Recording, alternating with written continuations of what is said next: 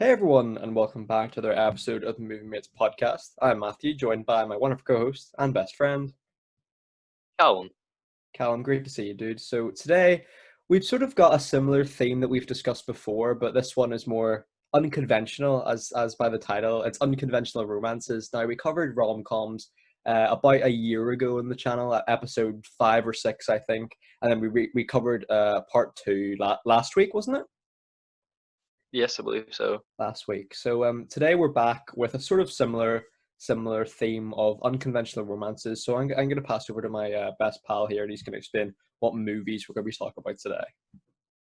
Yes, so as always, we'll be talking full spoilers and we'll be going chronological in order of release. So first we'll be talking about The Graduate, then moving on to Harold and Maude, then Lars and the Real Girl and Her.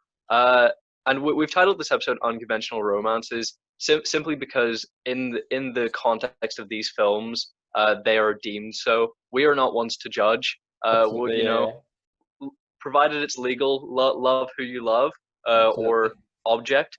But we're not ones to judge. This is just simply how they're presented in the context of the film. So I'm looking forward to talking about these films today. Likewise, buddy. This is probably like the strongest set of films and we've had in a while, I would say. And yeah, like thank you to everyone who has supported us recently, who has liked, subscribed, commented, all that good stuff. And be sure to check out in our playlist section. I'll probably uh like title that romance and put the rom-com episodes and replace it.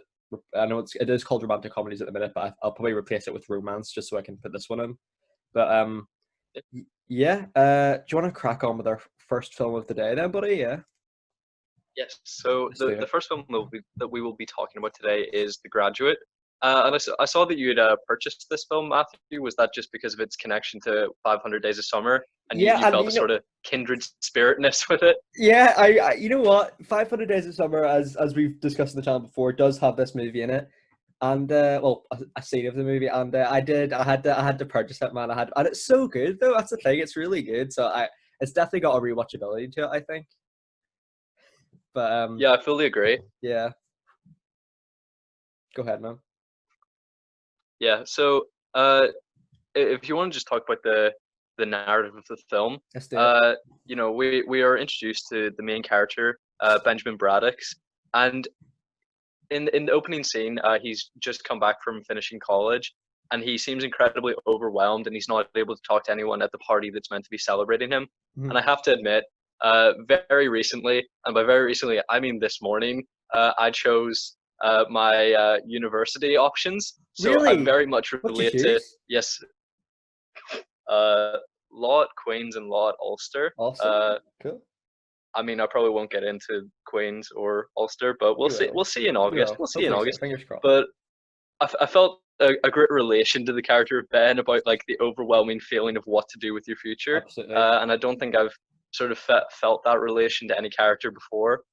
Absolutely, man. And it's I think this film is so ahead of its time, especially the Benjamin character, because we don't really see these sort of like vulnerable sort of 20-year-olds sort of and concerned about their future. And I just love how, Ben is trying, as you said perfectly, like he's trying to escape from everyone at the party, and the camera is shot so close to his face, I noticed, and it's just so it sort of conveys that like claustrophobia at the party and stuff, and his desire for escape. So I think this movie it's probably the most well shot movie of all time, for me. Yeah, it's really incredible. How did you what did you think about like the opening sequence when he's returning from his university, and he's at the airport and just the sound of silence is playing as he, I guess, going across like the Yeah. airport travelator. How did you feel? I thought it was a bit too lingering, It's sort if I of had to become a bit of a say. meme now, hasn't it? The Sound of Silence, but I suppose in this film it was sort of more modern music. So I thought it was really well done, but maybe because we're used to it sort of playing ironically now in modern forms of media, it probably lessens its effect. Oh, I definitely agree with you about this song. Like, it was definitely not. It's not an issue of the song being cringy or memed because I love this song so Yeah, much. It's absolutely, it's man. more just the fact that it just stays on his face as he's moving Oh yeah, across the I get travelator you. for a solid like 3 minutes. Yeah, yeah, Because for we're sure, just man. not used to really. films opening with credits or anything.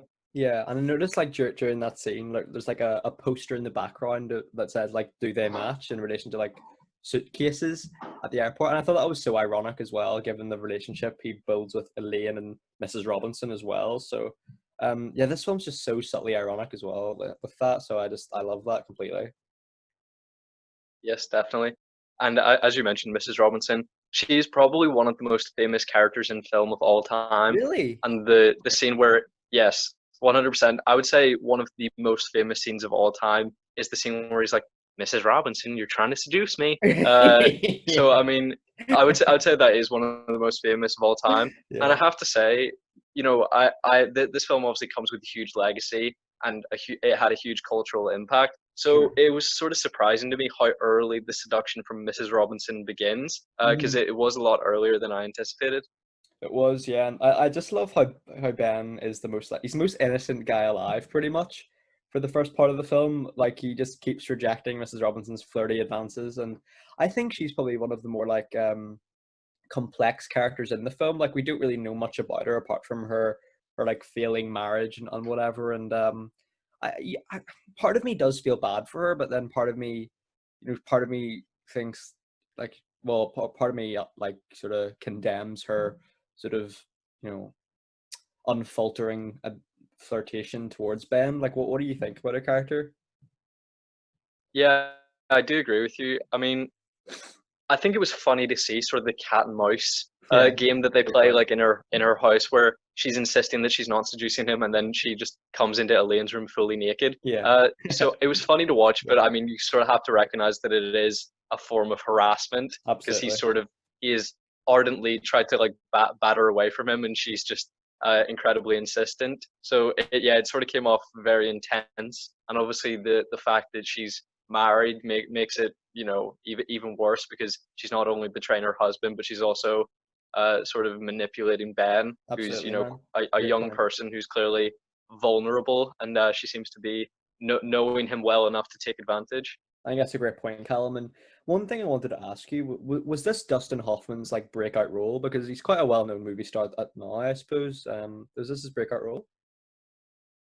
I mean, it must have been because he was around 30 years of age, despite playing a 21-year-old. So he was old enough, but I imagine so. Uh, just to talk about ages in this film, obviously the character Ben is presented as a 21-year-old and he's played by Sure. a 30-year-old, and Mrs. Robinson is meant to be in her 40s or 50s. Somewhere at least she says double his age, Yeah. but she is actually only 36 years old. Really? So she's actually only 6 years older than Dustin Hoffman, and also she is only 9 years older than the woman playing her daughter. Uh, so Yeah. I don't know. It sort of appears maybe sexist that once a woman reaches a certain age, she starts being typecast as the mother role, because Yeah. she seems incredibly young to be sort of put into that type of role. It's so strange, man. Like, I wouldn't have guessed that she was like 36 at the time. Like, it's really strange because I think she looks like the perfect combination of like young, but also I think she does look. I don't want to say looks old enough because that sounds bad, but she does look like she could play the role of Mrs. Robinson, if you get me. But likewise, she still keeps that youth.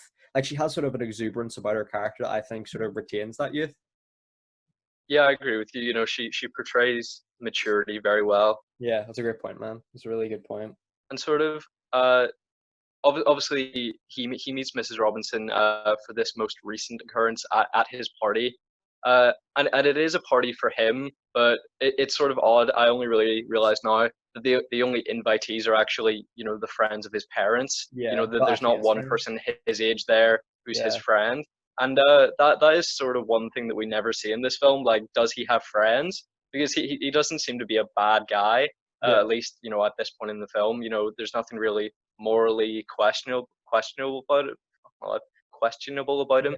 yeah. So Completely. I don't really see why he wouldn't have friends. Yeah, he does seem a little shy and stuff, but he definitely like he's not unable. He's not like a Lars from Lars and the Real Girl. Like he can still develop, friendships. I would imagine, and he does as well. So yeah, that was I didn't actually pick up on that. Yeah, there was no one his age at his party. Yeah. And immediately after, Mrs. Robinson unsuccessfully attempts to seduce Ben for the first time. Uh, we're introduced to Mr. Robinson, who declares that he thinks of Ben like a son, but not only forgets his age, but also his name, Yeah. which I found Brilliant. hilarious. Brilliant, man, brilliant. Like Mr. Robinson actually he seems pretty friendly in the first encounter with Ben at the sort of like homemade bar, but yeah, like yeah, maybe try remembering his name. Uh, if you Yeah, feel like him, if you like his son, like what the scene after that, man. You know when it's like and maybe this is a little bit afterwards because I don't I do have a little bit of notes in this, but not massive amounts. I just love the camera shot of inside Ben's diver suit. Like I'd love to see how that was actually shot because that is probably one of the best shots in the movie. Just like we hear him breathing and the breathing slowly getting quicker and stuff, and like it's just shot from inside his goggles. I thought that was so marvelous. I thought it was really well done. yeah, I fully agree. My question about that was, do you have any idea what was going on there? No, Because absolutely not. I didn't understand, and there was no explanation on the Wikipedia. Yeah, Because I mean, is that just sort of a classic thing in suburban America? diving Come your suits. 21st birthday, you're in a diver suit and you jump into a pool, and then Yeah, when he comes up for air, his just parents try to drown him. Like, yeah. I did not understand at all. I thought maybe part of it was like he was doing like a true Geordie-esque diving degree, but I don't think it probably wasn't that. Yeah, no, because they continued to describe him throughout the film as a scholar. Yeah. So I imagine not. Yeah, but that was a really strange but well shot scene in the film. Yeah, definitely. So one of the biggest overarching plot lines of the film is the affair between Ben and Mrs. Robinson, Sure. and oddly, I think some parts of the movie, but also the legacy of the film, sometimes presents the age difference between Mrs. Robinson and Ben as sort of the moral hurdle for their relationship rather than her marital status. I Great feel point. like Great point. when I think unconventional romance, I was aware that the character was called Mrs. Robinson, but I thought that was maybe just Ben's politeness. So before actually watching the film, I didn't actually know that she was married and that it was an extramarital affair. So I feel like the legacy of the film somewhat doesn't understand the moral repercussions of it being an affair. I feel like Yeah. the bigger deal that's made by its cultural impact is, oh, a young man dating an older woman. Yeah, that's such an insightful point, buddy, because yeah, like you said, the film sort of subverts the fact that there's an age gap by sort of presenting the main the main issue with their affair being that yeah, it's an affair and it's an extramarital affair. Because as you said perfectly, he never calls her by her first name. It's always Mrs. Robinson. I suppose the film intentionally highlights the fact that yeah, it's Mrs. Robinson. She's married. So like yeah, that's a really insightful point, Callum. I never actually considered that because yeah, for me the age gap was never really an issue. Like there's plenty of couples in real life I'd imagine with a bigger age gap than that. You're successful. It's probably just plus the main issue for me is they don't really get on. They don't have similar philosophies on life. Mrs. Robinson's a very like she knows what she wants, whereas Ben doesn't know what he wants in a sense. So I think maybe there's a bit of a contrast there, but maybe an intentional contrast. Yeah, they are, as you said, completely opposing. And just when you said the fact that it sort of subverts the age gap, that also uh, that also is in relevance to the fact that it's an older woman and a younger man, which Yeah, I feel like is less usually presented in films and completely, man. television. It does seem to usually just be the husband going after a younger woman, It's a great point, and buddy. how often that has mental health repercussions for the wife, and for them to subvert that, I find it incredibly interesting. Absolutely, buddy. Couldn't agree more. So we're also introduced to the character of Ben's father. Uh, and Ben, as I said, has just recently come out of college. And Ben's dad is inquiring about grad school or graduate school for Ben to go to. And he asks if he's thought about graduate school and says, because if you don't go, what was the last 4 years for? And I'm just wondering, has he ever heard of a job? Yeah, like the whole timeline of the film was confusing to me because I don't know how like American colleges work, but yeah, you probably should. Yeah, get a job, buddy. Get a job. Yeah, I mean, he's continually referred to as a scholar, so he's not a lawyer. He's not, well, I mean, his father's a lawyer, so maybe he went to law school, and that he's just a scholar, as in he's written impressive works of fiction, or impressive essays on the subject. But that's not really alluded to. So we have to assume that he just went and did his degree, and his father wants him to pursue further education. But it doesn't seem necessary to me at all. It just Yeah. seems like he's probably in a comfortable position to just get a job. Yeah, exactly, man. I suppose maybe the film sort of presents the Braddock's family as like very affluent and stuff. So maybe it was intentional that like that he doesn't need a job. But I mean, I don't know. Like, it's a weird one because I think it would have been cool if the film had showed sort of if the because the film does spend a lot of time with Ben, but I would have liked if it spent more time like developing his friendships with other people. I think maybe a potential like avenue of employment could have been cool to see how he develops friendships there and stuff. Yeah, definitely. And the film takes place over the summer, so it's fair that he took his break after university. But I feel like pressuring him to go to graduate school just isn't the right path, Yeah, probably, for someone who seems quite unmotivated. I'm kind of surprised that he actually made it through university, because I would have thought his insecurity and uncertainty would mean that absolutely, he buddy. couldn't function. Absolutely, man. And So go ahead, man. yeah, go ahead. No, So I was going to go a different way. all right. Well, one question I kind of wanted to ask you in sort of relation to that point was, like, I think in this film we see a clear influence for Peter Parker in the Sam Raimi films on Benjamin. I think they're very similar in their sort of in their demeanors and stuff. I want to ask you, do you think Ben in the at least in the first half of this movie is the most awkward movie character of all time? Because we see like he holds the door open for people. No one says thank you. He's very nervous in the hotel. He tells the guy that he has a toothbrush in his car or something and for luggage. And I don't know. He is the most intentionally awkward character of all time. What about you? I mean, I suppose we've never seen. Oh, obviously, Peter Parker, for example, is a character for good, so he never does anything that's morally ambiguous. Yeah. And I guess just the only part of Ben's life that we see is the moment where he's being Yeah. well, not morally ambiguous, morally condemnable, Yeah. where he's about to start an affair with Mrs. Robinson. So I think the fact that he's at his peak awkwardness when he's in uncharted territories, I don't know that that makes him the most awkward character possible, because I feel like before and after the events of these films, he would be a completely different person. That's a I great think point, just actually. Yeah. the snapshot of his life that we're seeing just happens to be the most awkward stage of his life. That's a really great point, man. I hadn't considered that, and I suppose we'll get onto his character and whether we liked him and whether we think he was a good guy later on in the film. But I think yeah, he's quite a morally condemnable character for a lot of the film as well. So and credit to Dustin Hoffman because he does add like a layer of complexity to the character, which I thought was great. Yeah, I mean, quite shamefully, the only other Dustin Hoffman film I've seen is Mr. Megorium's Wonder Emporium. Yeah, So I hadn't really gauged his acting talent previously. yeah, it's that me too, man. I used to love that film when I was a kid. God. Yeah. I initially thought when he was very quiet in the beginning, I thought sort of any person could fill this role. And why does this 30-year-old man, why is he playing a 21-year-old? Yeah. But yeah, quite quickly he became an incredible. I saw the incredible performance that he was uh, performing. Yeah, absolutely, man. Absolutely.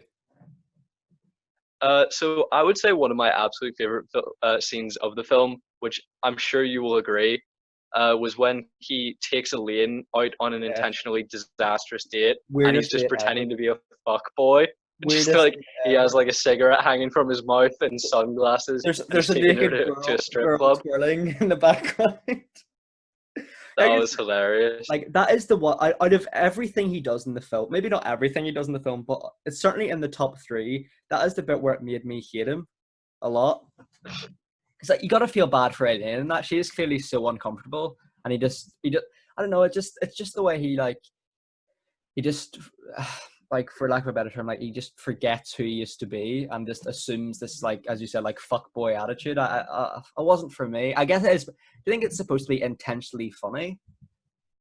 I I hope it was meant to be funny, and I did find it hilarious until Elaine started to cry. So I think it must have been intentional because that's also the moment that he snaps out of that persona and Yeah, returns to his normal self.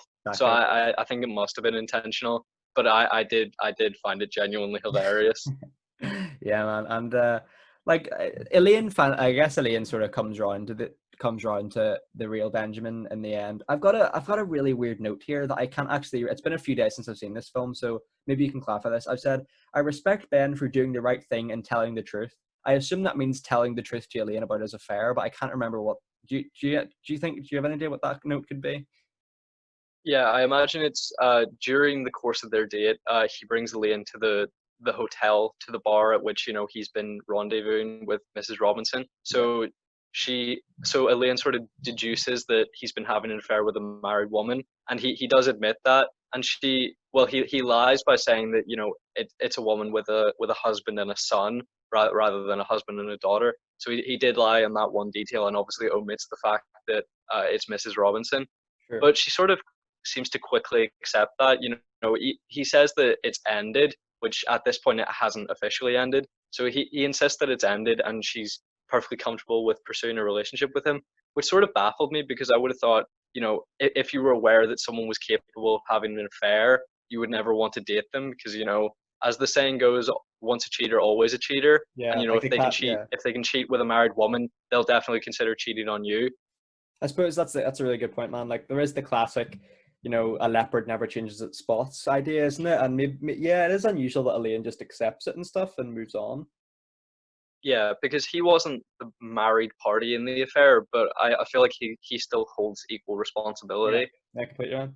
Completely. And you know what it is, man? I really like I love 500 Days of Summer, man, and I expected to love this film nearly as much as that. And uh, you know what it is, man? The Ben character really gets on my nerves throughout the film, and I think the film becomes incredibly rushed after this point that we're talking about. And I think the film completely derails from like a 10 out of 10 down for me. Like I don't know, something about the after the 2/3 mark or the halfway point, I think the film completely gets rushed and derails, and it makes you dislike the Ben character, and I don't think that is. I'm not sure if that is intentional or not. I think it is. I mean, at least for me, you know, I recognized that I didn't like the character, but I also didn't like Elaine either, Yeah, and we'll good. get onto that. So I Yeah, think that it's just showing two people that are, you know, potentially perfect for each other because neither of them are particularly likable. yeah, And maybe. I think that, as you said, you know, you found the last third to be rushed. I don't necessarily find it rushed. I just think it's a completely different film, and I don't think Good that's point. Yeah. bad. I think it's just it is just a huge sort of unexpected pivot from a completely different film, you know, to like a straight up romantic comedy where he's like, you know, sort of Elaine. the idea of like yeah, Yeah. the idea of like running to the airport to you know Yeah. stop them from leaving. You know, it's that idea, but his That's a really intention good is point, to stop Cal. the wedding. That's such a good point, man. I hadn't actually considered that. Yeah, man. I'm interested to hear your points going forward, man, because you might change. You might change me. I don't know. I don't know. Yeah, because yeah, as I said, you know, I find it completely different. You know, sort of completely polarizing parts of a film, but you know, I still thought it was brilliant. Completely, man. It's a great point. It's a great point. So yes, so Mrs. Robinson threatens to tell Elaine that she and Ben have been having an affair, Hmm. and this is obviously before the point that she decides to, you know, also lie to Elaine and tell her that Ben had raped her. So at this point, she was just, you know, talking about uncovering the details of the affair and telling Elaine so as to expose uh so as to expose Ben. But I mean, I don't really see why in her mind she thinks that he comes off worse in that story because he's just having sex with a woman, whereas she's betraying her husband. So Yeah. I don't really see where the worth in destroying your relationship with your daughter is at the expense of destroying her relationship with Ben. It's a great point, Callum. And I don't know if you got this, but I sort of got the vibe that Elaine and her mother weren't that close throughout the film, really. And like Mrs. Robinson's very very clear like a morally condemnable character throughout the film. But yeah, I think it was really interesting layer of complexity between the relationship between her and Elaine. I would have liked to see that explored more because you sort of get the vibe that Mrs. Robinson's like, oh, don't you do not take Elaine out on a date, and I was curious to why that was. Was it because of her like concern over their affair being made public, or was it maybe a hint of jealousy? I don't know. What do you think it was, or think maybe it was a mix of the two? I think it was less so, paranoia or protection of her daughter, and rather just it's kind of disgusting to have sex with a woman and her daughter. Yeah. To like go between different members of the family. I think she sort of just saw the real seediness of that. Mhm. I think it was. I think she knew that Ben would be a discreet enough person because he also seems to fear being exposed. With his level of secrecy in the hotel. So I don't think she was that concerned at that. I think she was more just worried, uh, grossed out by the idea. Yeah, that's a great point, man. And I think I think the Mrs. Robinson character is probably one of my favorites in the film, just because she is so complex. And I think you get I can't remember, I don't know of the name of the actress who portrays her, but she gives a fantastic performance. And like she's you feel like you've I think for me, like you feel like you've known her character for a while. Like she's very, she's very relentless person in the sense that like she knows what she wants from Ben and stuff. And I thought that was such a great performance, man. Yeah, definitely. The actress is Anne Bancroft, Okay. and yeah, I agree with you. She is incredible. I would say one of the most bizarre parts of the film, and with a lot of films of this era, is whenever someone intends to propose to someone, they announce, "I'm going to get married." It happens Yeah. in this film and it happens in Harold and Maude. They say, "I'm gonna marry Elaine," and they're like, "Oh, great, let's pop the champagne." He's like, "Oh, I haven't asked her Oh, yet, but master. Yeah, it's she's gonna definitely say happening." yeah. She's gonna say yeah. Yeah. Uh, Yeah, it's just it seems like a huge ego to have to just assume that they'll fall in love with you, especially when at this point he has been on one pretty bad date with Elaine. Like it was 50% shit, fifty yeah. percent okay, and And it he's was like, really shit. The 50% shit easy. was really shit. Yeah, she had someone's boobs like dancing above her head. Yeah. You know what it is, man? And part of my criticism for the film is maybe it's because Elaine and Ben share so little screen time, but I just didn't find any great chemistry between the actors. Both give very good performances, but I don't know, there wasn't any chemistry there for me. I think the film, as you said, it becomes sort of a totally different film. And for me, it sort of becomes a film where it's more the first two thirds for me are very realistic. You could imagine this happening and it's a very American Beauty esque film, and there's definitely a lot of influence there between. And I know I mentioned American Beauty a lot, but it's a very American Beauty esque film for me. But then it becomes, like you said, sort of like more of a traditional romantic comedy. Benjamin says to Elaine, how about we get married tomorrow? I don't mean to be pushy, and I get that's supposed to be a funny line, but I don't think the Benjamin of the first two thirds of the film would ever come out with anything like that. I don't know. It just feels like two separate characters. And, maybe that is intentional. Maybe I'm being too critical there, but I don't know. For me, it was just a weird dichotomy that felt rushed. Yeah, I mean, I love the weirdness of it, but yeah, I have to admit, I have a whole thing about this sort of incredibly weird romance in this, and I'm just wondering, like, do you think romances like this did used to happen this fast? Like, I feel like there are a lot of stories of grandparents of people, which is of this era. Dustin Hoffman's in his 80s, and Anne Bancroft died about 13 years ago. So these are about the age of some people's older grandparents. So I think you do hear romances that happen like that. Not obviously the affair side of it, but just the oh, we went on one date or we dated for 5 days and then we realized we loved each other so much we got married. So those relationships can work, but I feel like there's Yeah. much too negative context to their relationship for it to ever be successful.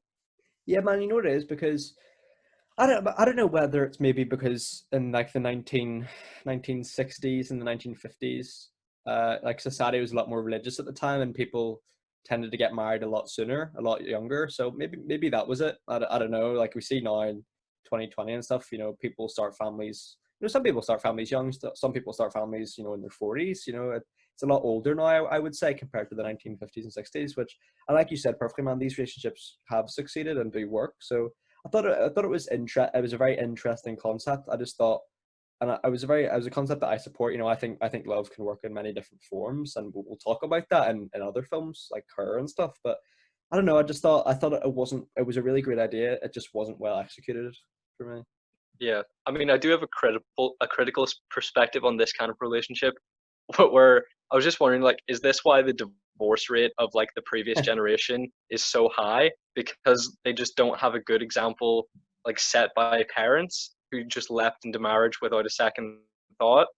Because Yeah, I mean, good point. I feel like, some people, seeing their parents relationship work, but then hearing the story, they expect that for themselves. But then with like advances in technology and differences in dating between generations, like when it doesn't work out for them, I feel like marriage isn't as successful. And just Yeah. seeing this kind of film of this era made me really think about that.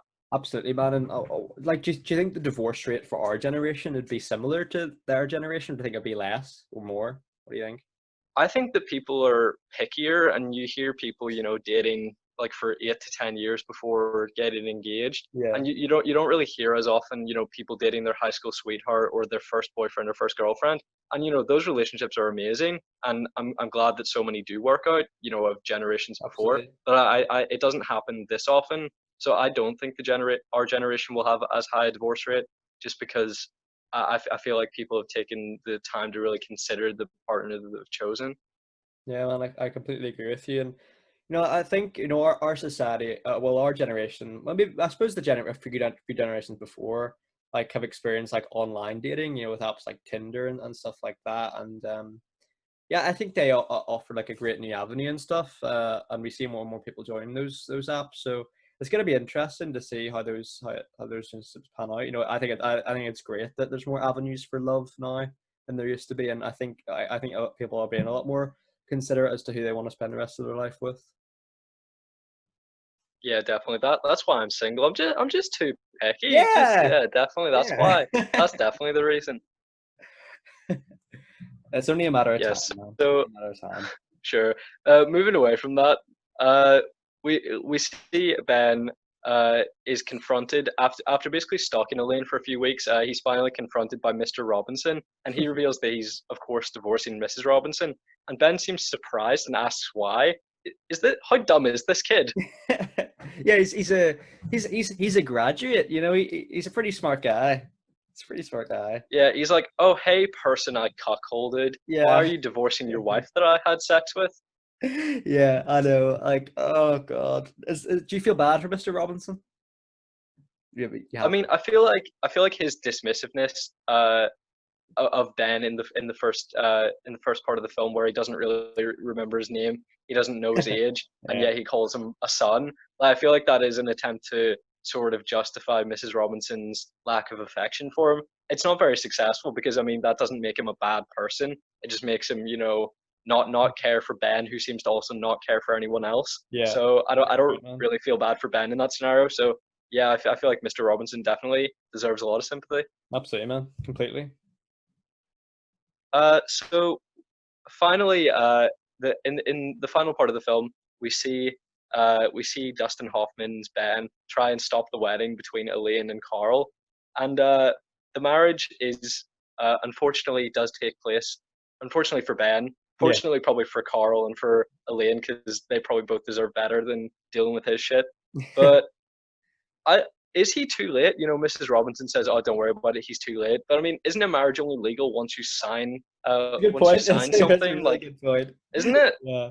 Yeah. It is. I think so. But like, yeah, like, one thing I wanted to ask you about, like, that sort of ending point. Like, do you think the ending is like intentionally ambiguous as to whether they end up like happily ever after? The comment saying like everyone loves a happy ending.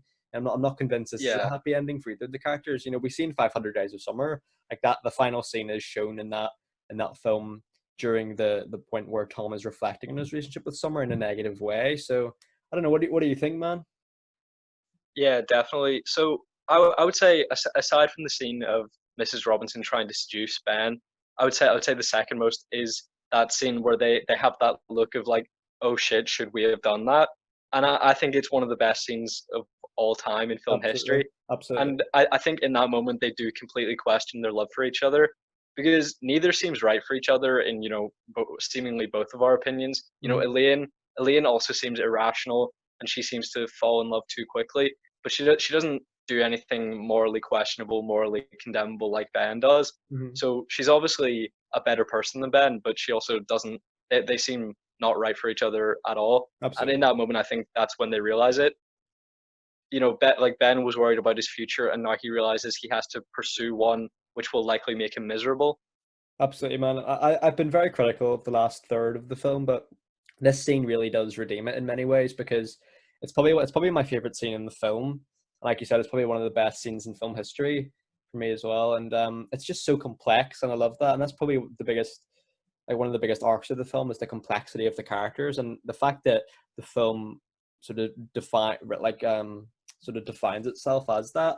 And it's sort of like it's sort of weird because you sort of see like films of the time as well, like a lot of them have happy endings, but this one's sort of ambiguous, so I like that. And I thought it was marvelous, man. I thought it was such a perfect way to end it.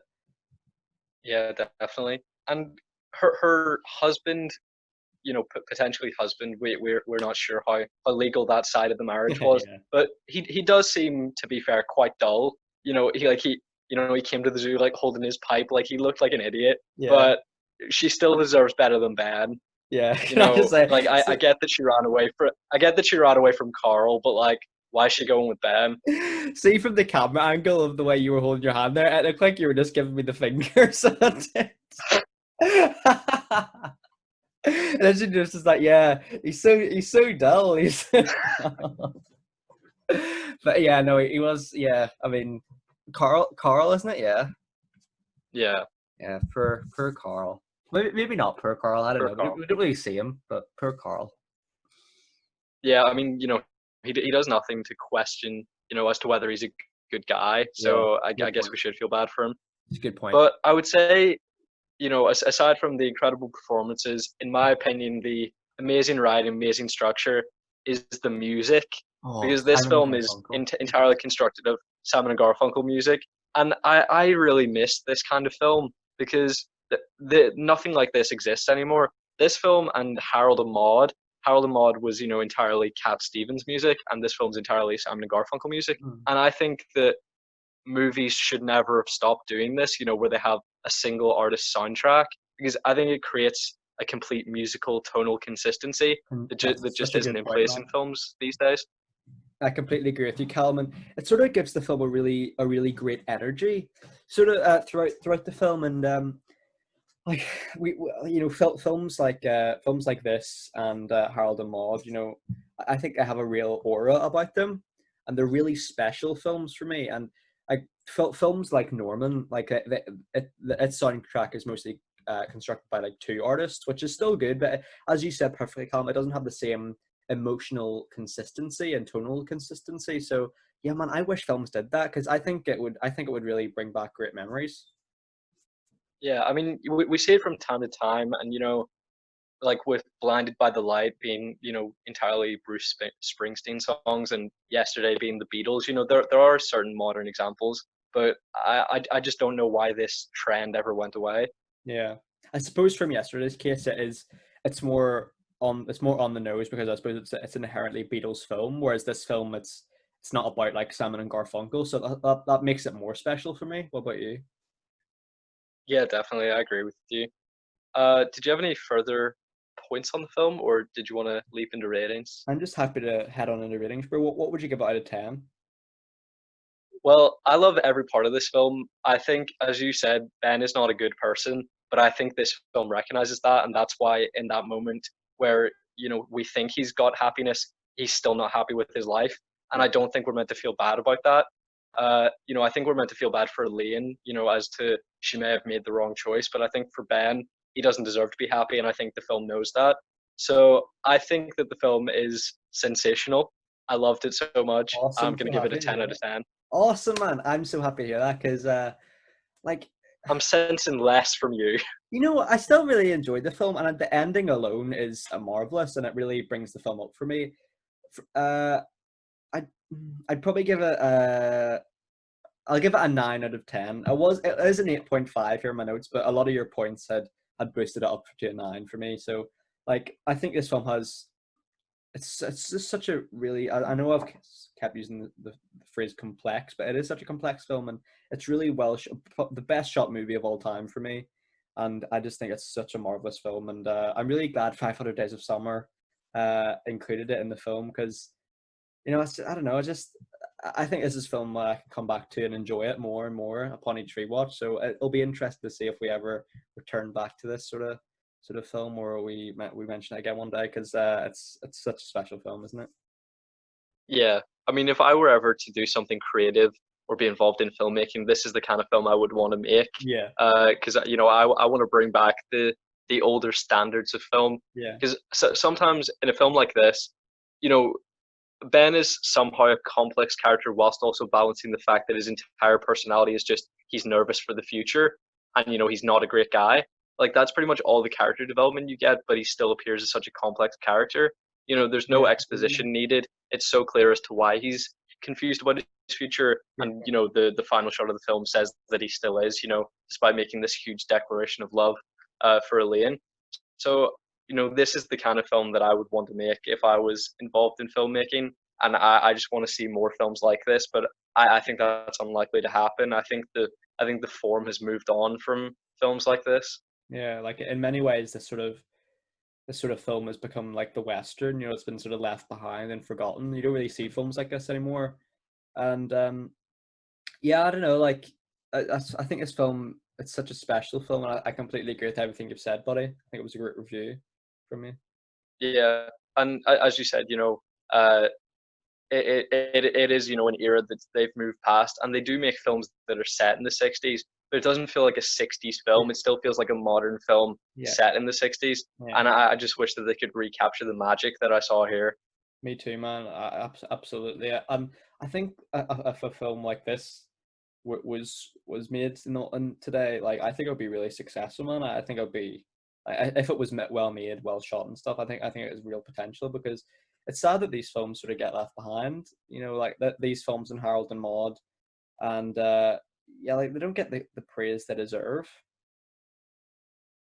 Yeah, I agree. I mean, Harold and Maude was, a commercial failure, and it took years to gather a cult following. I mean, this film was immediately successful, but I still don't think I don't think people of our generation appreciate films like this. I just wish that more people thought that this was something that needed to be preserved. Completely, buddy. And you mentioned Harold and Maude there. Shall we hop into Harold Yes, and Maude for our second movie of yes. the day? Excuse while I very loudly turn my page. No worries. Well, you sort of mentioned there, buddy, that it was developed a cult following, and for me, I wanted to ask you, like, do you think it redefined like the modern romance, and it's more of a cult classic now? Because for me, this film is like the definition of a cult classic. Yes, I really think that I think a lot of people love this film now, and it's influenced people's lives and how much they enjoy it. But I really don't think it influenced the film genre because I haven't seen any film like this before or since. Mm. I don't think people recognized its genius. Even now, I think people just took enjoyment from it, but I don't think that they've pursued creative influence from it. I just haven't seen any film like this. Have you? No, man, not at all. And it's probably the most well, certainly out of all our films, it's certainly the most different. I would argue, probably, of the four. And like for you, do you think it's underrated then? Yeah. Oh, undoubtedly. I mean, it's shocking to me that something could be enjoyed in the modern era, but not when it was actually released. Yeah. Because surely, it would be our views and perspectives on modern filmmaking that would, negatively impact our viewing experience. So I don't understand how people couldn't have enjoyed this at the time. I guess they just weren't ready for this sort of oddball, unconventional romance. Yeah. There we go, as the title of the podcast would suggest. And what was Yep. this, 1971, isn't it? Yeah. This is 1971, and it feels older to me actually. Yeah. I don't know whether that's intentional from the film, but sort of when I think of the '70s, it's sort of more garish clothing, but a lot of this film is obviously Harold's obsession with death and Maude's obsession with life. They sort of contrast quite strongly. So there's a lot of vibrant colors, but there's also a lot of dim and dull colors, and it doesn't feel like the '70s to me, Mm. and I enjoyed that aesthetic. Yeah, and I know I've kept mentioning 500 Days of Summer, and this will be the last time I mention the podcast, but I see a lot of influence here, in the sense that from their perspective, like there is there's a dichotomy between the two main characters there. Tom is like believes in true love, whereas Summer doesn't. And I suppose in this film it's sort of presented that Maude, enjoys life, and whereas Harold is obsessed with death. We see, playing with revolvers, pretending to kill himself. These are really dark themes, but the film like balances the humor with that, I think, so well. Yes. And just as you mentioned, his fake suicides, obviously that is a huge part of the film. And clearly, it opens the film with him doing another fake suicide in front of his mother. Mm-hmm. And clearly he's done this before, which we obviously see him do much more throughout the course of the film. Yeah. But before the events of the film, clearly he's done this before, because his mom seems so unconcerned by the fact that he's like hanged himself in the living room. Yeah. And I mean, even if you're really, used to him doing that, I would have thought that every time you would be concerned that he's actually that he has actually killed himself. Absolutely, man. So sort of her incredibly blasé attitude sort of confused me, just because I mean, Yeah. I would have thought that she would rather be wrong rather than risk being wrong and have him die. It's a great point, Callum. And I suppose for the opening of the film, it was quite jarring because, in the context of the film, her reaction does make sense. And I suppose in many ways, like Harold's relationship with his mother is like a typical cry wolf scenario, in which he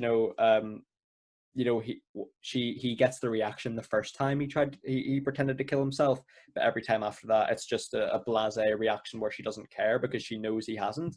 But there's always like the film always like toes the line of what if he actually did. Like his mother would feel awful, but then it sort of balances that with the fact that it is a typical cry wolf scenario. Like he pretends and pretends and pretends until maybe one day he follows through with it. So I think that was fascinating, bro. Completely. Yeah, definitely. And it is his obsession with death that influences him to visit funerals, where he eventually meets Maude. The Uh, lovely world. and I mean, both going to a funeral of a person that you don't know, it's not exactly the meet cute that you wanted No. that you want to recall in the future, is it? No, it's not like the destined cosmically like lightning strikes once kind of love, is it? It's more of like it's quite dark. Yeah, it's also like we're both strange people, neither of which were invited to this funeral. Yeah. Match made in heaven. Absolutely. Man. It kind of reminds me of like the True Geordie, like the True Geordie. It is very True Geordie-esque, where he tries to chat up a girl at a funeral. I will link that podcast down below. It is very, very funny. But yeah, it's kind of reminds me of that. And I just love how both characters like the perfect antithesis of one another. And I think I can't remember who plays Maud again. Oh, I could not She is tell you. she is so good though, isn't she? She's like the whimsical humor there. I thought she was marvelous, man. Yeah, definitely. And in this scenario, you mentioned True Geordie trying to pick women up at funerals. Who do you think is the one that picked the other one up? Because obviously Maud makes the first step to befriend him, but which one do you think is responsible for the romance progressing?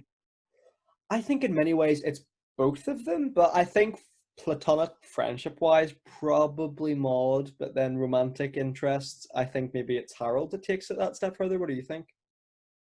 Yeah, I imagine she is probably self-aware enough to realize that she is an older woman, and it's unlikely that a 20-year-old would fall in love with her. So I think she Mhm. probably enjoyed his company, probably thought he was good looking, but she needed to know from him first so that they can move forward. Yeah, completely, buddy, completely. And I have to presume that they hired the youngest looking 20-year-old they could find, So young. uh, because it is just baffling. Like, I think they really wanted to highlight the contrast of age whilst also, legally having someone in a romance film that was of age. You know what's so jarring about it, Callum? It's the fact that he's got a really masculine, low-pitched voice out of like a 10-year-old's face, isn't it? Yeah, exactly. It's He so reminded me of a lot of, I don't know if you've seen The End of the Fucking World, but he yeah, reminded me so much of James from that. yeah, it does. Yeah, absolutely, man. And it kind of reminds me of like Asa Butterfield as well. Yes, Like definitely. it's quite similar to in Asa Butterfield. So yeah, he's very young, like an actor. I love it. Yeah. And I would say one of the funniest scenes of the film, and I enjoyed this a lot in films, is where one scene is taking place and then in the background of the scene, Yeah. something humorous is happening. So when Harold's mother is entertaining his date, in the background to Myself the on date's fire. knowledge, he has just lit himself on fire, and it's so That hilarious. might be one of my favorite scenes in the film, apart from the ending. And like, to be fair, is mother's is Mrs. Chasen, isn't it? Yes, I believe so. She's played by the one. I just wanted to mention this because she has a fantastic name. Her name is Vivian Pickles. I love that. Lovely, lovely. And I think she's probably one of the more like subtly complex characters of the film. I thought she was marvelous, and the fact that she never knows if his son has killed himself or not. Like she assumes he hasn't, and we find out he hasn't, but like she doesn't really know. Like one day he could have, and the fact that his recreations of suicide are so realistic, like it's hard to judge, isn't it? Yeah, definitely. And yeah, I'm surprised that she isn't more concerned each time. Hmm. Because as I said, you would rather be wrong, like proven wrong by him not having killed himself than risk the death of your child. Yeah. Uh, very left fieldly. Nothing relevant to that, but Portman. we sort of mentioned quite a lot in The Graduate, the music that is there, and like The Graduate, this is again a single artist soundtrack, Love Cat uh, Stevens, man. performed by Cat Stevens. Initially, it was meant to be performed by Elton John, but he had to pull out, so he recommended Cat Stevens himself. And I think that Cat Stevens is a much better choice for the tone of this film. Yeah, because they're Elton John and Cat Stevens. They're very different sounding artists in many ways. Cat Stevens is more of like an indie kind of vibe, whereas I suppose Elton John's more pop. So it's interesting to see how Elton John's performance would have been affected, or Elton John's music would have affected the tone of the film. But like I think Cat Stevens is wonderful, wonderful in this. And he's actually in Gifted as well with Chris Evans. There's a Cat Stevens songs in that, which is marvelous, and he's got I think he's got such a marvelous voice. Yes, definitely. I love his music so much, and I would say there were two songs that were written for this film. Okay. One was "Don't Be Shy," which is played during the opening Yeah. uh where Harold prepares for his first pretend suicide of the film, and then the second is the film that is sang at the last scene where Harold is playing the banjo on the hill. Yeah. So two incredible original songs written for this film, Completely, buddy. and I'm surprised that this film wasn't as successful as it should have been. Even musically, Mhm. I'm just so shocked that this film wasn't critically praised. It's shocking, buddy. And like you said, about the film sort of, having that dichotomy of the humor in the background of the film. It is so well shot with like the background shots as well. And what my favorite shot of the film was, when Harold and Maude get stopped by the policeman on his bike. It's just the background of the sea and the forest there. I thought it was so beautiful. I loved it. So well shot, so underrated as well. The cinematography is so good. This film is incredible. It is so good. It's incredible. It is so good. It's this. I think these four films they're all great in their own ways, aren't they? Yes, definitely. Uh, so once it's evident to his mother that he isn't going to be successful in finding a wife through this dating service, she decides to use her contact of, I assume, her brother, or either her husband, or Harold's father's brother. I assume, was it her brother? I think so. Victor, the Yeah. the Yeah. war hero. So he is put in contact with Harold, and then Harold sort of appears incredibly overzealous at the idea of murdering people, or killing people in the war, and he asks about how he's able to kill them. Can he slit their throat? And he's becoming increasingly concerned. The uncle, and then eventually Maude, pretending to be a protester, is like violently attacked by him. And Yeah. it took me very long to realize that it was a performance to try and convince his uncle that he wasn't fit for service. Yeah. It took me until It's so Maud subtle, Maud that, isn't it? appeared, and they weren't interacting with each other, as they should have been. Like, it took me that long to realize what he was doing. Same, man. It's so subtle in that as well, and I think that's down to like the chemistry the two actors have and how well the characters sort of blend in and their separate sort of in their separate worlds, you know, because like we've said, just the characters are both so different, but the fact that like they build that relationship up so quickly, where you know they're both willing to like risk things for each other, I thought that was so beautiful. And it's so like warm-hearted and sweet. I thought it's really endearing. Yeah, it is a lovely romance, and I did expect to be unsettled by it, but honestly, they were very effectively able to convince me that they were right for each other. Absolutely. Uh, the film could have easily like just been about their friendship, but I think presenting it as a romance is equally great. And I think they are a great example of the best kinds of romance are opposites with one thing in common. So obviously they have completely polarizing views of life and death, but then it's the funeral that brings them together because it's both a celebration of life and you know And the end of a life. a recognition of death. Mhm. So I think that they're probably the best kind of couple. It's just that the unfortunate Great point. generation gap makes them an unconventional romance.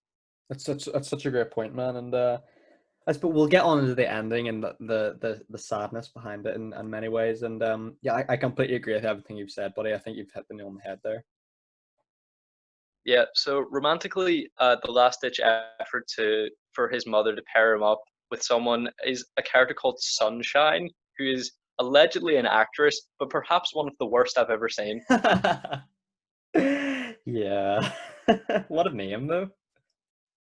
Ugh, I mean, that is the kind of thing that you would hear now, but I was very surprised that that was it. I mean, they recognize it's a stage name, but Yeah. still, I wouldn't have expected, an actress of that era to get much work under Sunshine. Sunshine. At least she was smart enough to recognize that the suicide was fake, but also just the acting was horrific.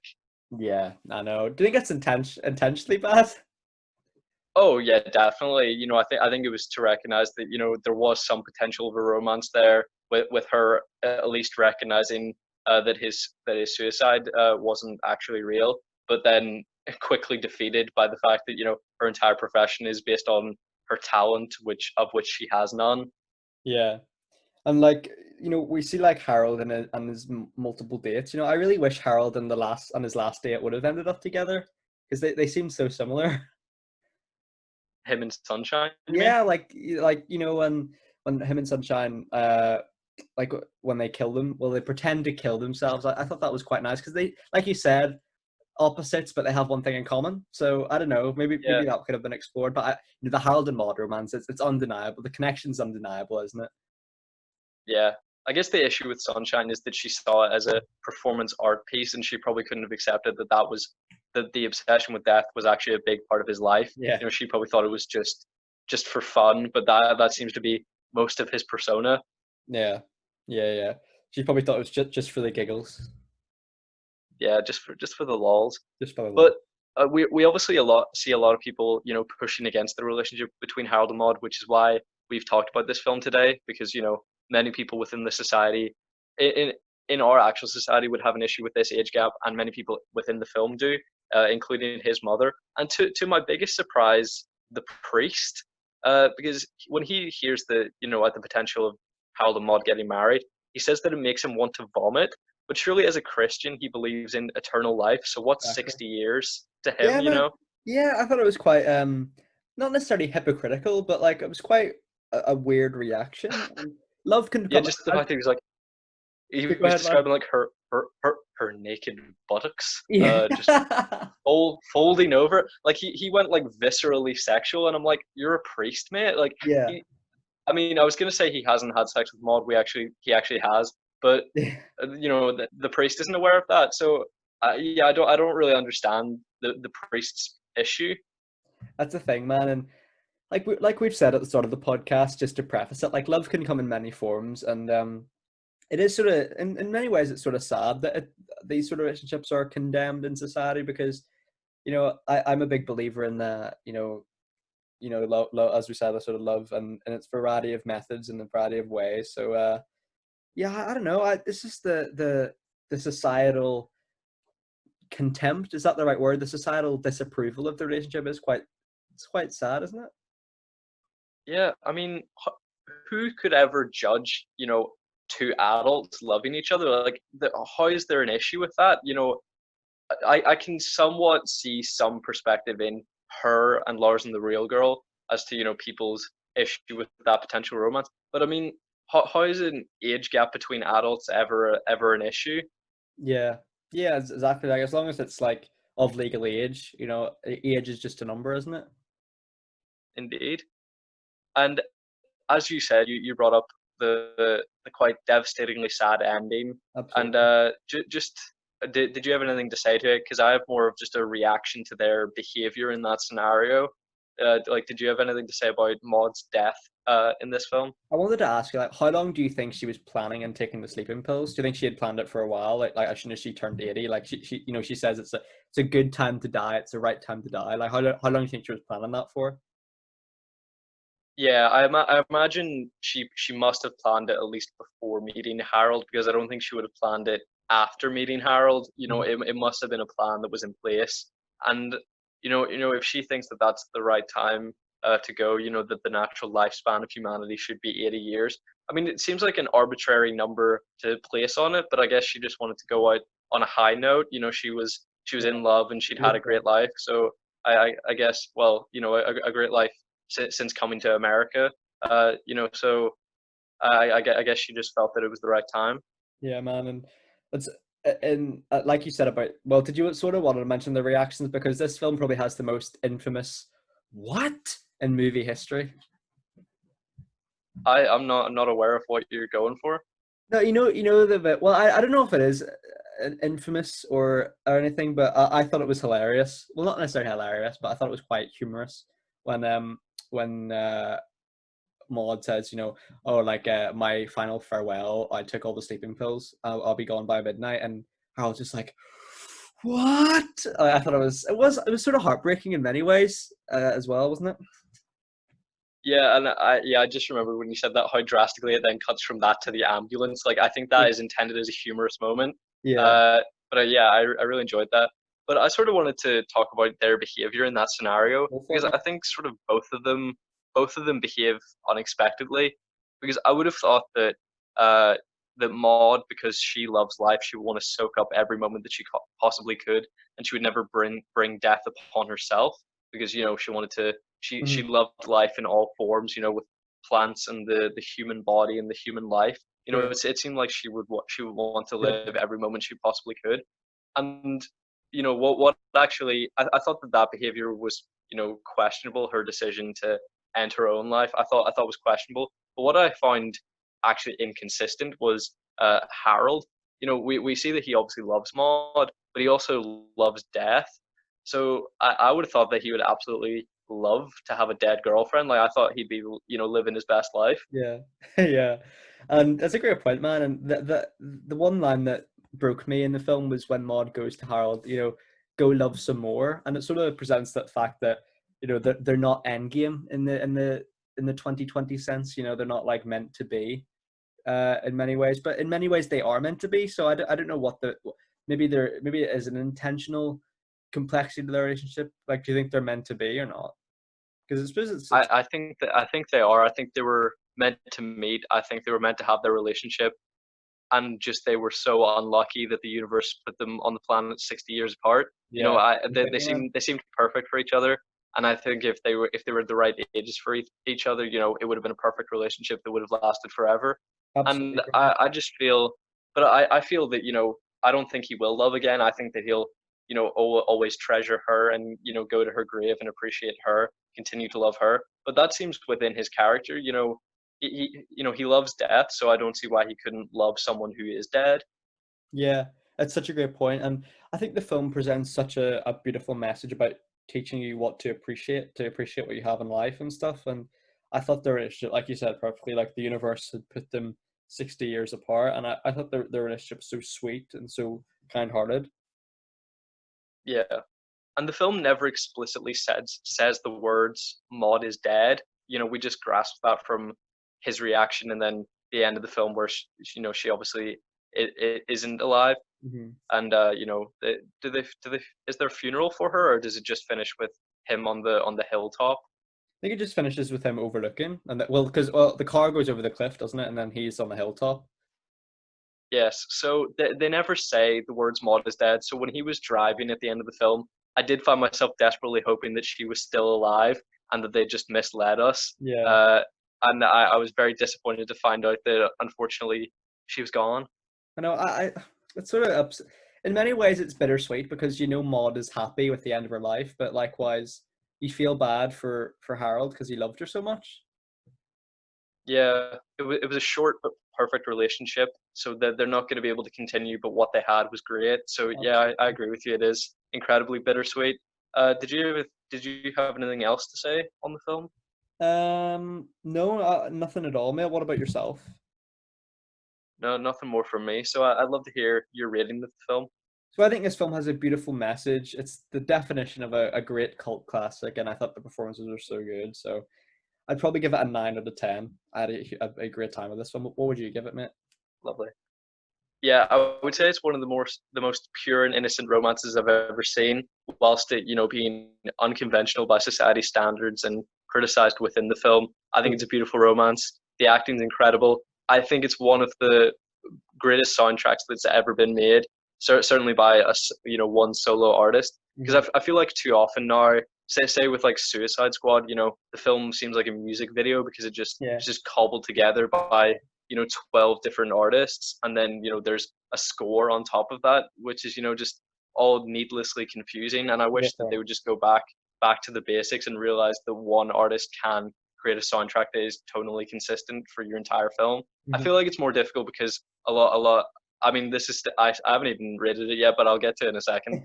I think it's difficult because now a lot of the great musicians are dead, so you obviously can't have them create original music for a soundtrack for your film. Mhm. So if I were to ever make a film, it would be difficult. I would have to. I think I would struggle because unless there was some sort of up and coming artist that felt consistent with the music that I so Yeah. enjoy. Mhm. But I love this film much. I love this film much more than I expected. It just has a really special place in my heart, even after only watching it, yesterday. So Yeah. I'm gonna give this one also a 10 out of 10. Awesome, man. I thought that was such a sweet review, man. I'm so happy to hear that has a special place in your heart. That's such a great compliment for the film, and I completely agree with everything you've said, dude. I think it's a really special film. So, did you want to move on to our third film of the day? We usually do three Yes, films an episode, but we've got four this episode. So we've got Lars and the Real Girl. Then, yeah. yes, a film which I'd heard uh, brief but good things about. So I was really excited to see because I thought it could go either way between being you know, really great or sort of a messageless mess. And Mhm. I love this film so much. Me too. So this was your first viewing. How did you feel overall? Man, I think this film is so great, and we haven't really seen Ryan Gosling play a more vulnerable, reserved character, and it's so refreshing. I think his character arc in this film is one of the best in film history, from like the beginning of the film to the end. I don't have a lot of notes in this film because generally, like, not a lot of stuff happens because it's mostly like Lars's interpretation of Bianca's life. So I don't really have a lot to say, but from what I do, it's all positives, man. I had a great time with this. Yeah, I don't have a huge amount either, but I would say the biggest praise for the film is the biggest respect that I have from it is that it doesn't present the idea of Lars's romance with Bianca as a joke. It's not meant to be funny. It's simply another story of a way someone can fall in love with something or someone. It's sweet and it's sad, but the movie doesn't want you to find it funny. Yeah. It's a character study of a mentally unwell man who has a delusion and falls in love. But it's always sweet. The romance is always pure. It's sweet. It's innocent. It's even platonic. It's non-sexual, despite Bianca being a sex doll. Mhm. So everything about this romance, I love, and I love Lars so much. Completely. I think you've hit the nail on the head there, Calvin. Like you said, it is so ironic that he's ordered her from, like, what is it, realdoll.com, and she's a sex doll, but it's a Yeah. it's a purely platonic relationship. And I think this film is right up there with Joker, in terms of dealing with mentally ill lead characters. And I think this film is maybe on par with Joker in the sense that, like, Lars he's not a well man. Like he's very reserved and he struggles to build friendships and he has this delusion of Bianca being a real person. And like you said, the fact that it's not funny, it conveys the sincerity of his condition. And I think that was so well done.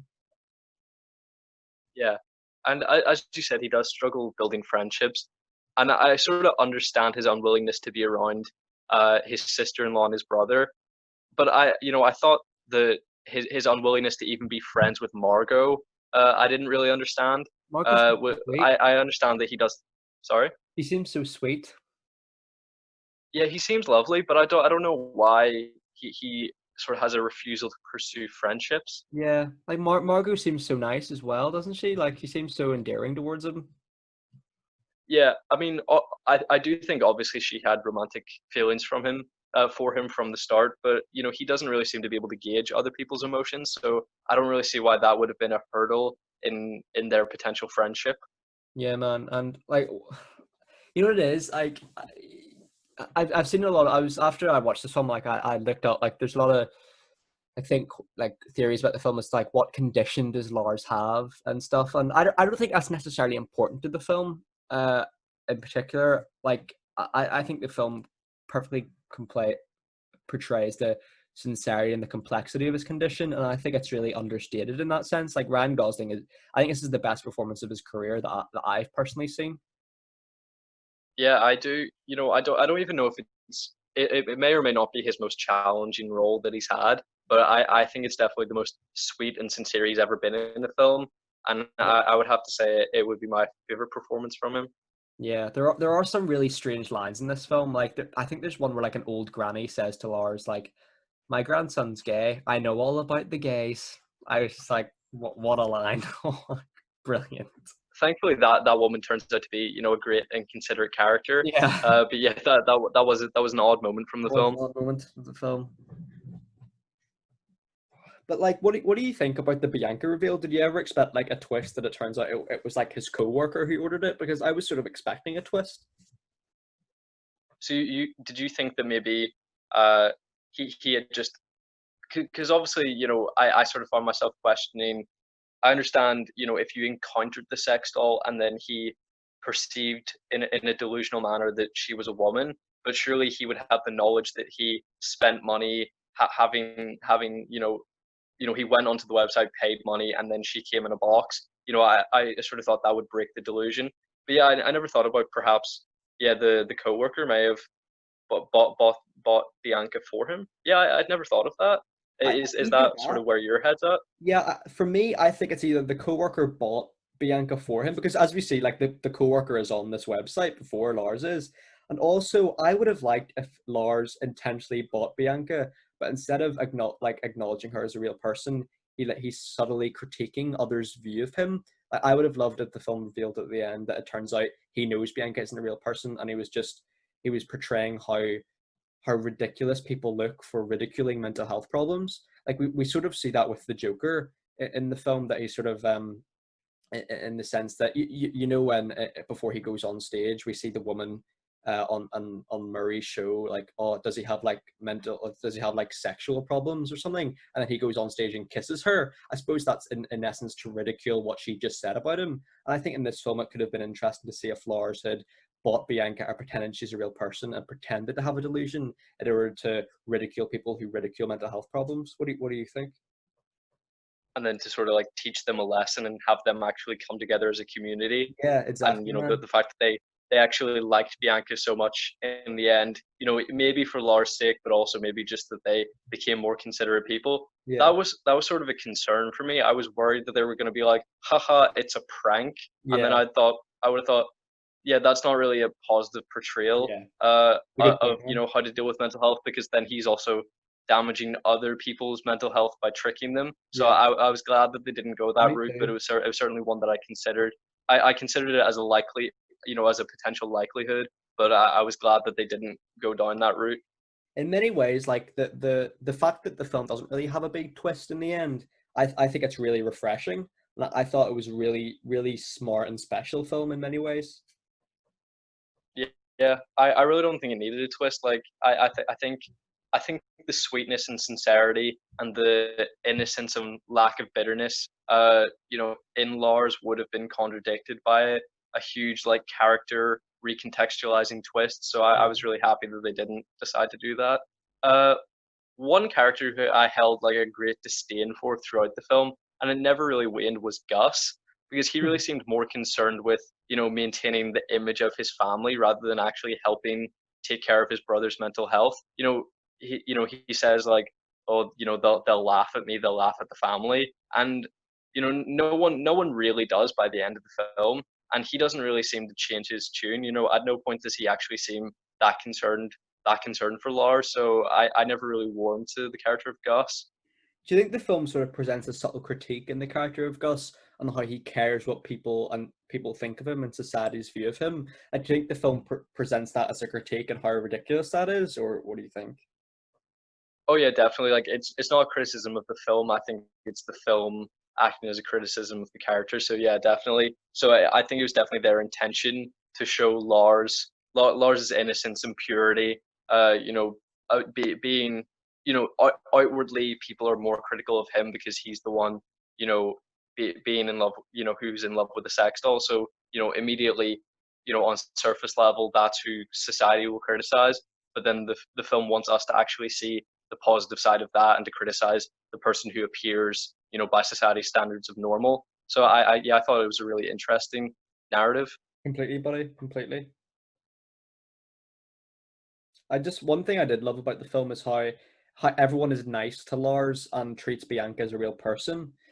There's no real like sort of bad acts committed towards Lars. Like everyone's very kind towards him, and I suppose it's because there's a real sense of community, and that is probably what Bianca brings to the movie. And you can really feel Lars's love, platonic love for Bianca throughout the film. Even though she's not a real person, you can feel his connection to her, and you can see. I don't want to say you can see why she's connected. He's connected to her, but you sort of can in a sense that he's lonely. Do you know what I mean? Yeah, and I think yeah, the sense of community really comes across in the third act, especially in the funeral, where Oh yeah, the big time man. the priest of the church really delivers a really impassioned speech about Bianca's impact on everybody within the town.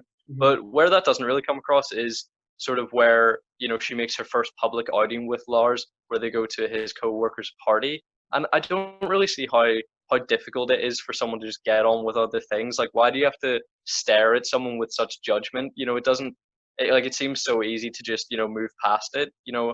I I don't I don't really see how this impacts people's day to day lives. The way that they make it seem like it would.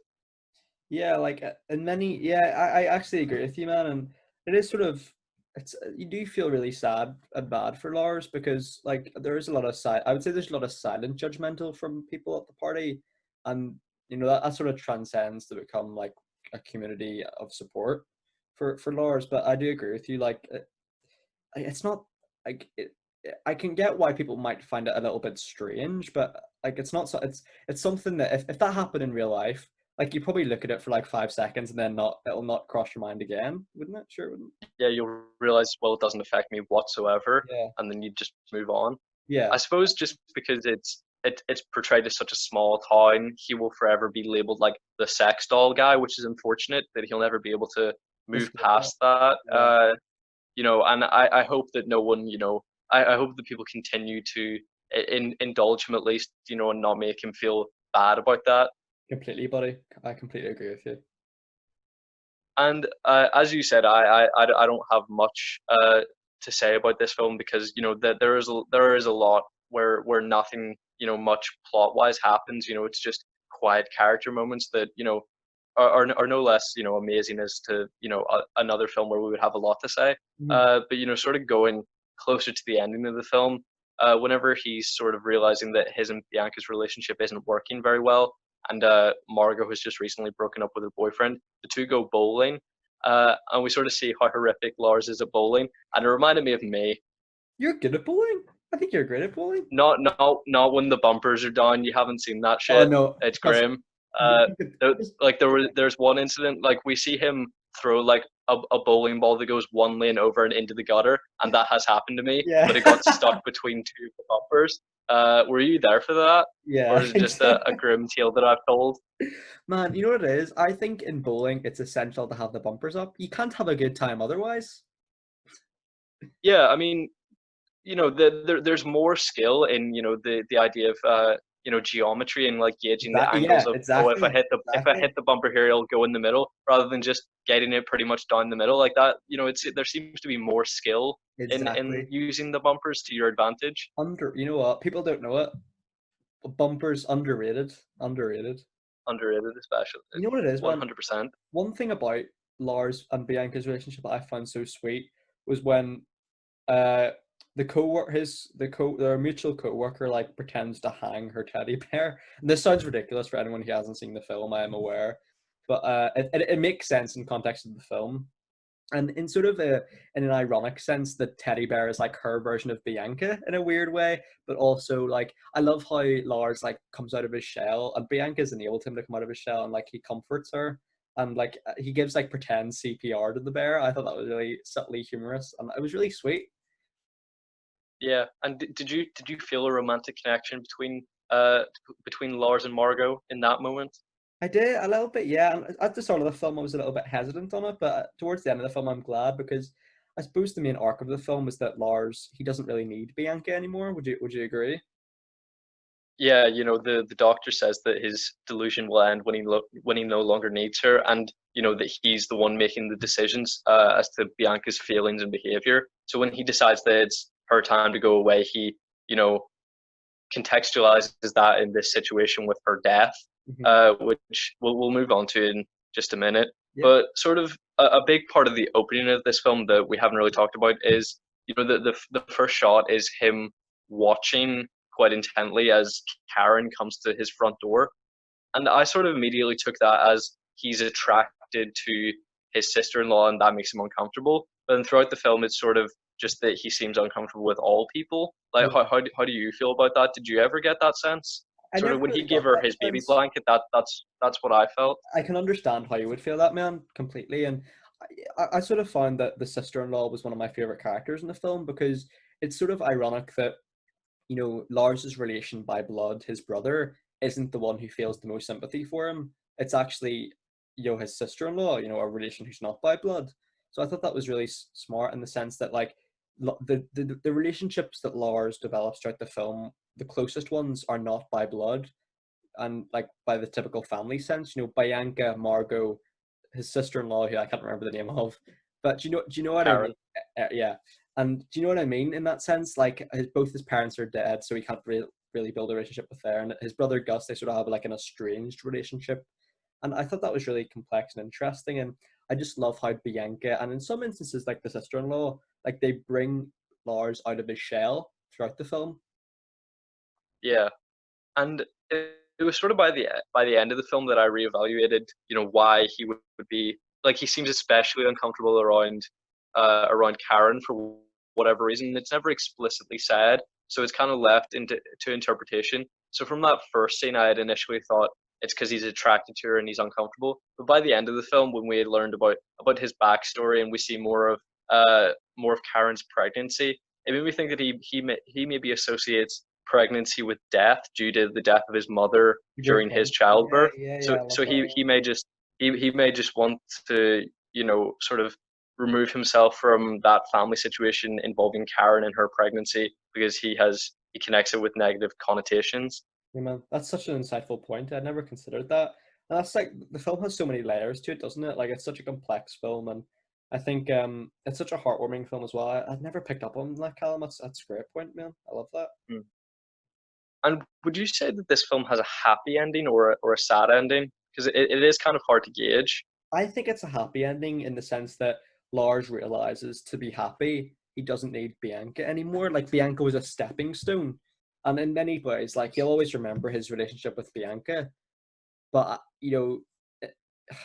like he is the one who, as you said, in the context of his emotions and mental health, he is the one who kills off Bianca. Essentially, that may not be the case literally for him because he believes that Bianca is dying, but like I think he comes to the realization subconsciously he doesn't need her anymore, and that he pursues a relationship with Margot probably by the end of the film. So I think it's a happy ending. What about you? Yeah, I agree it's a happy ending in regards to, the potential future of Margot and Lars's relationship. But we never actually see his delusion end. So as you said, he does believe that she has died, and I'm sort of sad by the fact that he will continue to like mourn and grieve for her as though she is like a lost loved one that has actually died. Yeah. Until he loses the delusion, which at this point will probably never happen as people continue to indulge the delusion, and he's never told otherwise. So I think for the rest of his life he'll probably It remember, is sad. his dead girlfriend, and it's very sad because it's unnecessary, for him to do that, Completely. because he could have learned that she was uh merely a sex doll, but it was yeah. This film is just so, as you said, so complex. I love it so much. And you know what it is, Callum? It's so interesting you mentioned that because one thing I wanted to ask you: do you think Lars's delusion, like you've talked about, and we've talked about like Lars's delusion, whether it has ended, and do you think it would have ended sooner, or do you think it would have ended at all if people pretended, or if people acknowledged that Bianca wasn't real? Like, do you think that would have snapped him out of it, or do you think that would have made him worse? Because I think it probably would have made him worse. Yeah, I agree. I don't think it would have helped, but I mean, now that he has subconsciously let her go, I think if people, if people showed him pictures again and tried to break him out of it, now that he's also realized that he no longer needs her, I think it could work. Yeah, I mean, obviously, you shouldn't risk it because there's no real need to, because he is going to be able to move on in the future, hopefully with Margot. So it's unnecessary because you no longer have to deal with Bianca. Gus's biggest issue was that he was either going to be laughed at, which in reality he isn't, or that he was going to have to deal with her and treat her as like basically his sister-in-law that now lives with him. So now that he doesn't have to do any of that, it seems unnecessary to break Lars, to try and break Lars out of it, because it could be damaging, and even if it's not damaging, it's unnecessary. yeah, man, I think you've hit the nail on the head there, Callum. Like, do you think this movie has a potential for a sequel? Because I wouldn't mind seeing it, you know? I mean, yeah, it came out in 2007, so Unlikely. and it was a critical disappoint. Sorry, it was a financial disappointment, a critical success. So I don't think it's gonna happen, and I don't think I'd want it to. You know, Okay. I yeah, I think this character goes against where Ryan Gosling is right now in Good his point. career. Good You know, point. I don't know that he could go back to this kind of character. I mean, I'm sure he could because he's a fantastic actor, but I think we've seen all of the characters that we need to say. It's a great point. This is definitely my favorite Gosling performance because it's so different to what he's done before. And like you said, his career is probably at a point now where it doesn't make sense for him to take this role. Like in a similar sense to sort of I'm trying to think of a similar caliber actor. Like it wouldn't make sense for The Rock to do some of his earlier films, like The Tooth Fairy, would it? At the minute, Yeah. so it is sort of a similar sense. So yeah, I do agree with you in a certain extent. Yeah, that's a great point. I think he's sort of like probably the closest actor I could compare him to is Leonardo DiCaprio, because they do one role and never revisit them. Yeah, Neither of them have ever done a sequel, to one of their original films, to my knowledge. yeah. They've both appeared in sequels of other films, but they've only ever played a character once, to my memory. Uh, so I think that they both, to draw that comparison, I don't think that uh, I think that just the solitary experience of that character being in that one film is powerful enough, and I think revisiting it, opens up the risks of lessening the impact of the first film. I think you've hit the nail on the head there, buddy. I suppose Joaquin Phoenix is sort of similar in that sense as well. Is there any sequels he's appeared in? Well, I mean, Joker 2 is in development, and Oh, no, I no, suppose. not that I'm aware of, but yeah, I suppose he is very similar in that manner. Yeah, yeah. Have you got any concluding points, dude? I don't. That's all from me. Yeah, what would you give out of 10 then if we're gonna hop into ratings? Well, I think the acting is incredible. Ryan Gosling's best performance. I really respect the portrayal of the romance in that it isn't used to get like a cheap laugh out of the audience, because I think that this film could have easily been a comedy, and it would have felt cheaper, but Misunderstood. it would be very possible to change this script into a comedy, and it would have come across as cheap, but it is a film that could have been made, and I'm glad they didn't go that direction. Likewise. There are characters in the film I don't like, but that is the intention of the film. So I have absolutely no negatives. And once again, 10 out from of 10. today, gonna give it a 10 out of 10. Likewise, mate, I'm gonna have to give it a 10 because, as we've discussed, Gosling's performance of his career, I think mutually we agree on that. Probably one of the more subtly complex films in how it deals with mental health issues. I think it's a very special and unique film, and it's very underrated. And I would love to hear this film talked about more. I had a good time with it, man. Honestly. Yeah, the only place I'd ever heard about this film was actually on Do Go On, Okay. an Australian podcast. If you guys haven't heard of it, and they had a guest talk about Ryan Gosling and his career, and I re-listened to that episode last night, and it's really interesting. That's where I first heard about this, and it sounded incredibly interesting to me. So if I hadn't heard that, I probably would have never heard about this film, because as you said, it seems to have no legacy, which is so confusing, because it was a financial disappointment, but it was also nominated for Best Adapted Screenplay at the Oscars. So Yeah. clearly there were huge fans of this, but there was just no cultural uproar for this film, and it's strange to me. Disappointing, yeah. I'll link that Do Go On episode in the description for anyone who wants to check it out. I know Callum, you're a huge fan of Do Go On, so there's plenty of great episodes in there for people. Yeah, most definitely. So did you want to move on to Joaquin Phoenix's Her? One of my favorite films of all time. It is truly incredible. I think for me, this is for me. For me, I'm just gonna get it right off the bat. This is probably my favorite film of the four, and all these films are fantastic. And a lot of people have praised Joaquin Phoenix for his role in Joker, and I think his performance in this is arguably better than his one in Joker. Yeah, I mean, Joker was obviously the one that won him the Best Actor Oscar of this year, and I did not particularly enjoy Joker, and I know I like it even less after having seen the films that it basically robbed plot lines from. But I don't think you can argue that Joaquin Phoenix isn't an incredible actor, and I agree. I think this is probably his best performance. Yeah, and one thing about this film, man, it feels like an extended Black Mirror episode, and and that's Yes. and like I think it's such a unique atmosphere in the film, and it kind of reminds me of the Black Mirror episode "Hang the DJ." Have you introduced me to that one? Yeah, yeah. And it's in many ways it's not similar to that, but in many ways it is.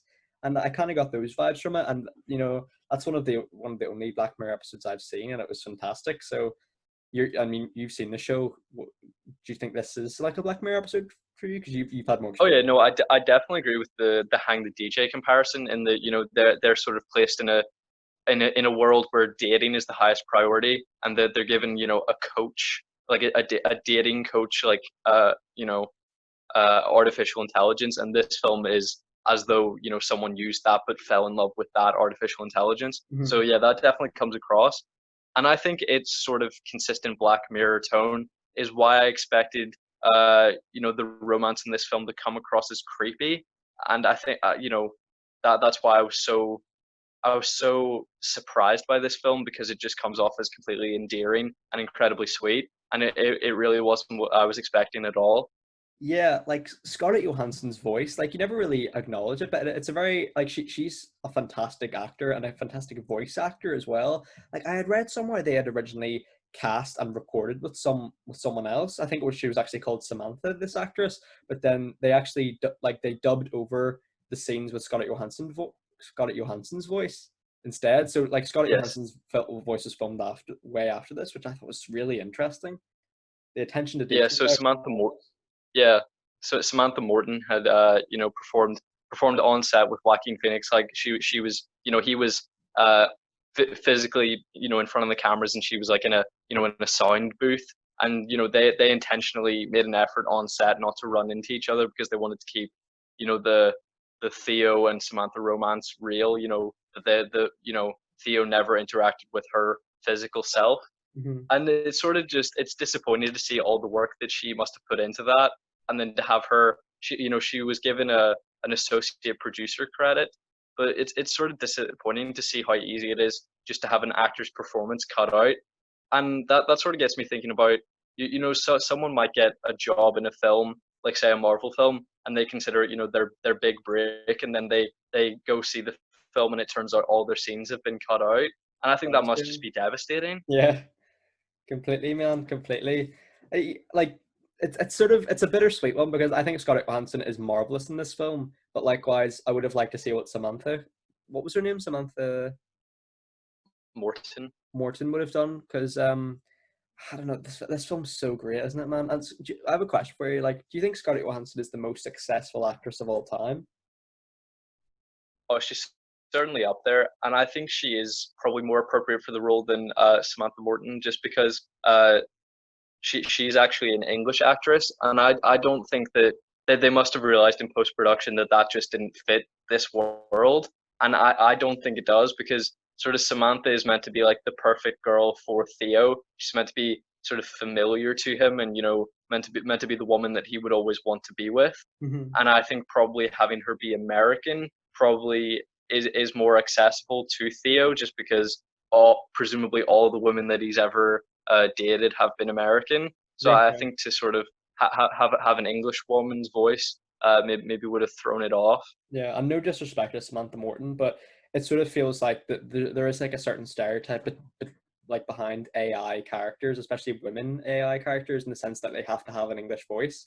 Like we see that the Amazon Alexa, even though it's a real life example, I suppose it's an English woman's voice, and like do you know what I mean? Like a lot of AI voices are English people.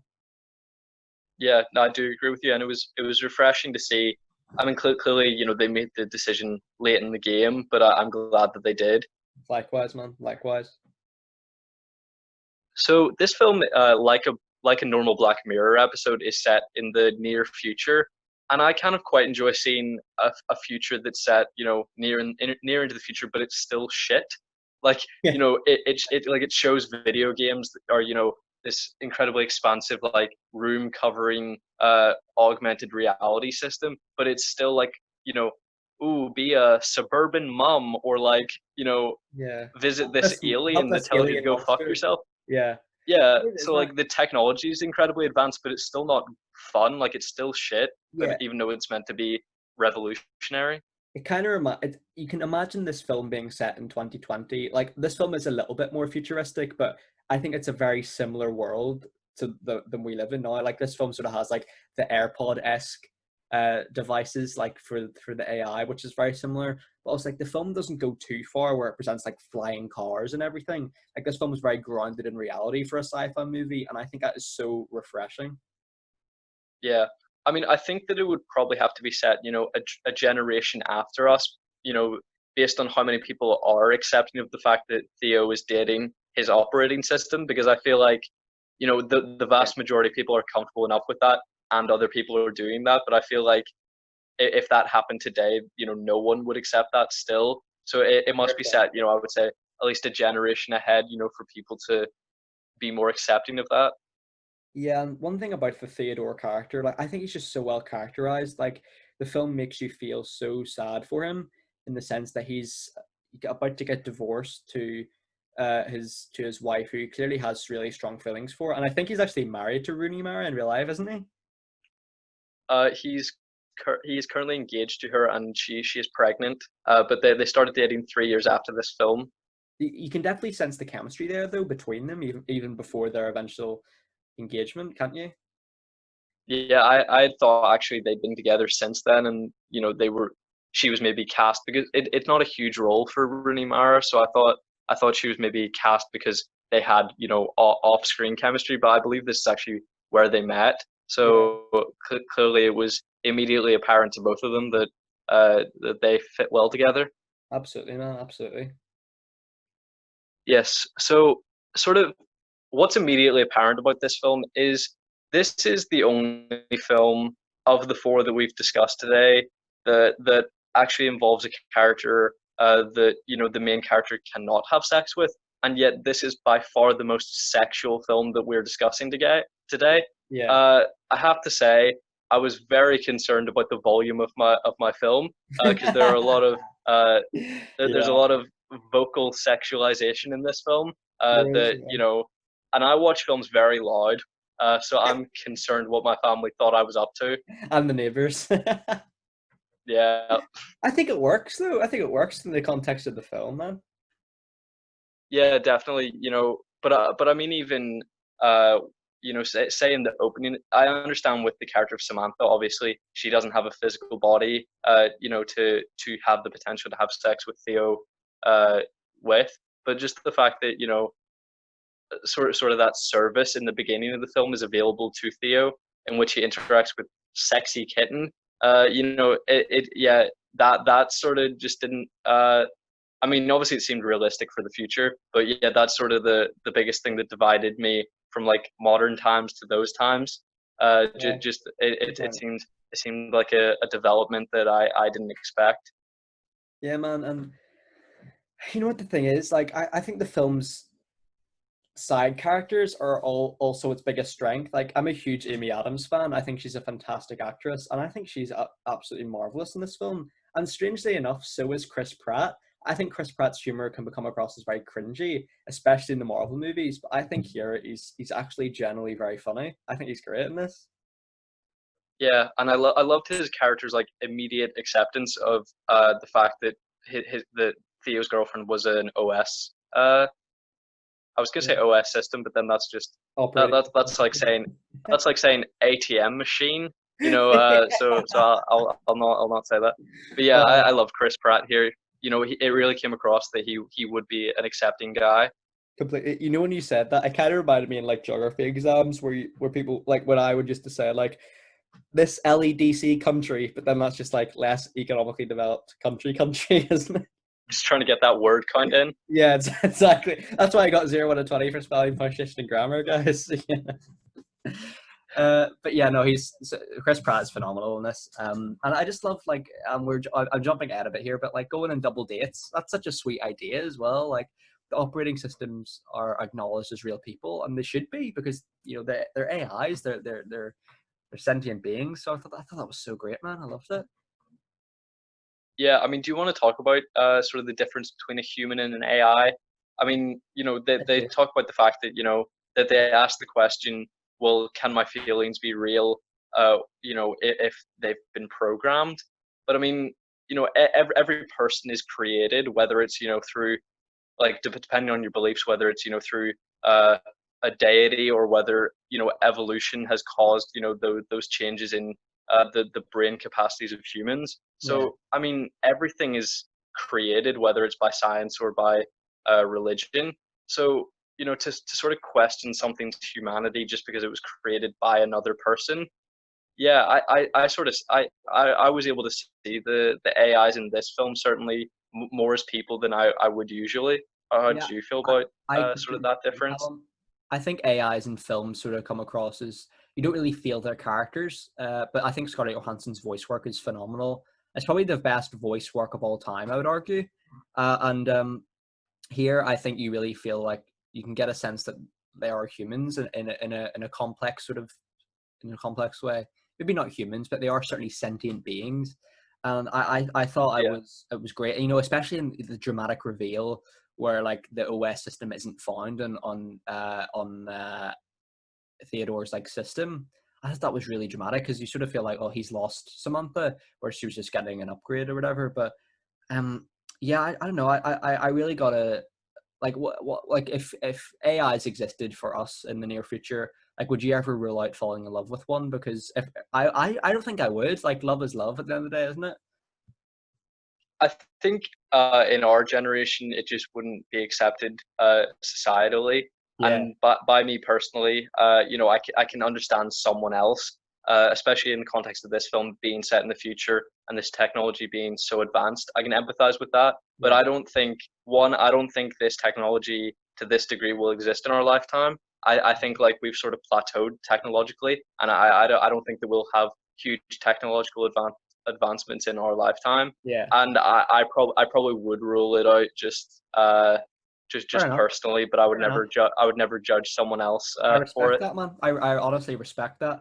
And I do agree. It's a really interesting question about like technological advancements because, like you said, we probably have plateaued a little bit, sort of in our lifetime. So it's gonna be interesting to see if these sort of things do exist in our lifetime. It'd be cool if they did. It'd be cool if they did. But you never know, man. Yeah. You never know.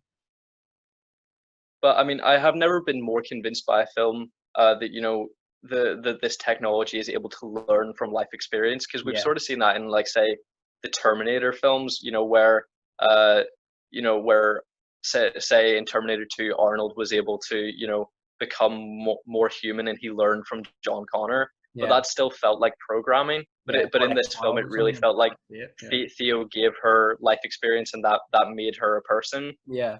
Oh man, my favorite scene in the film. Well, apart from the ending, my favorite scene in the film is like Samantha's like piano pieces that she does. Like I Yeah, just downloaded them straight away after the film and listened to them because they are so good. yeah. Especially the And one. I assume the beach scene is one of your favorites. So good, man. Like I downloaded. I've just listened to that, and it's so good. It's so underrated as well. It's beautiful. Yeah, I mean, even in the moment at which I heard them, I didn't really think about it. But yeah, looking back on it, it was some beautiful composition. Yeah, it's so well shot as well. The film, isn't it, man? Oh, it's beautiful.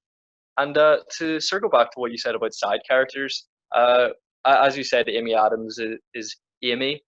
Is married to the character of Charles, played by Matt Lesher, Is the that Reverse Reverse Flash Flash? from it's It Reverse Flash. Yeah, uh, from the Flash TV show. And Amy is a documentary maker, and she's planning on making this documentary about the idea of that you spend a third of your life asleep. And I have to say, I really like Charles' idea about actors acting out her mother's dreams, Yeah. because Amy's like, Amy seems really petty every time Charles says anything. Like he seems a bit bland and mildly annoying. But I thought that was a great idea, and she's kind of like, well, that wouldn't be a documentary, would it? Yeah. It's like, yes. Like, there's plenty of documentaries with recreations in them. Fair point. I just thought that would be a really captivating film to watch if that was made. Yeah, it kind of reminded me in that sense what you said. We didn't actually talk about this in our mockumentaries episode, but in what we do in the shadows, like the recreation of like one of the characters. Do you know what I mean? Like there's like a subtle recreation of one of them when they get like beat up or something. Do you remember that? No.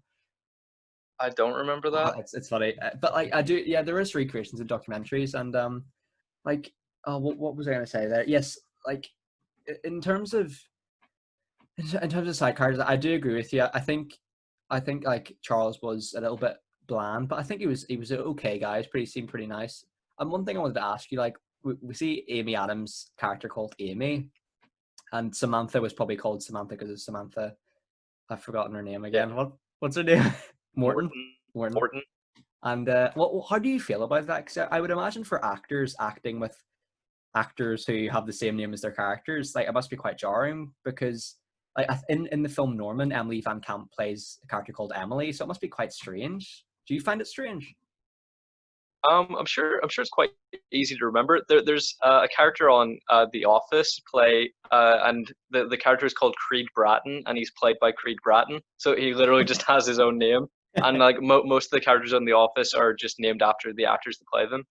And I think, I mean, it's obviously easy to remember, so it's probably convenient for Yeah. people writing the scripts. But yeah, I suppose it's probably more difficult to get into character when your character is named the same name as you. I imagine Joaquin Phoenix probably wouldn't want that because he clearly likes to get into character, and I think being able to separate yourself from the character as much as possible is probably helpful in that acting process. Yeah, and Joaquin Phoenix is such a unique name as well, so it would be strange if his character was called like Joaquin or something. But one I I was guess they watching could call him like Joe or something. Joe, yeah, that's a good one. Like one thing I was watching like a lot of Joaquin Phoenix interviews, sort of in the last few days. I was watching one on Jimmy Kimmel, and like I think he's such a mistreated actor. Like a lot of people I think a lot of people misjudge him, and it's clear to me that Joaquin Phoenix as a person only feels comfortable like around his family because I was listening to a podcast he did with his family, and I think his sister it's called like River, I think, and Oh, River Phoenix is his brother that died. oh, maybe it was. maybe it was his sister then, or I can't remember. Um, I always get those names mixed up, but like I don't know, I think he's a really special actor in the sense that like sort of similar to Ryan Gosling, and we've mentioned, and I've misjudged Ryan Gosling massively in interviews. So what do you think about Joaquin Phoenix as an actor? Yeah, I think he's definitely an insecure guy, and I think he just has an intense nervousness that just isn't great for interviews. So I don't really see why. Obviously it's industry standard when you're promoting a film to go and do interviews, but I think if it makes the actor uncomfortable, it's really not that important. If you want to see a film, you're going to see a film. It's not going to be because you saw a good interview of the actor. I think interviews are used for publicity, but they seem pretty needless to Yeah. me, pretty unnecessary. So I think if you're putting your actor in an uncomfortable position, it seems, it seems like a bad idea. And I agree with you. I think there's some mistreatment there. See that Kimmel interview? It gets really uncomfortable when like Jimmy starts laughing at him. Yeah, when he shows the behind the scenes footage of him trying to remain in character, and he obviously, yelling at someone on the crew can be considered sort of diva behavior. But I mean, I think at the end of the day, provided you respect everyone, you can have your diva moments from time to time. And he said he was sorry to the guy, so I don't think he was at fault whatsoever. But yeah, I agree with you that that interview is incredibly uncomfortable. But my favorite fact about Joaquin Phoenix is that obviously his brother was named River, and he has other siblings that are also named with like sort of nature names. So I whenever love he was that. trying to get started in the business, he named himself Leaf, Oh, because he wanted to like be part of like the nature consistency of their names. yeah, 'cause he is a vegan as well, and he's very like pro animal rights and stuff, which is great. And I can't remember if it was you who told me this, but I was looking at Wikipedia, and it sort of brought back memory of someone who had told me this. I think it was you, about how he left acting in like 2012 to pursue a career as a rapper. Wasn't it you who told me that? Yeah, he as a like the him and Casey Affleck were creating a mockumentary Yeah, called is it I'm Still Here, about it is that, isn't it? I think so. I think so. Yeah.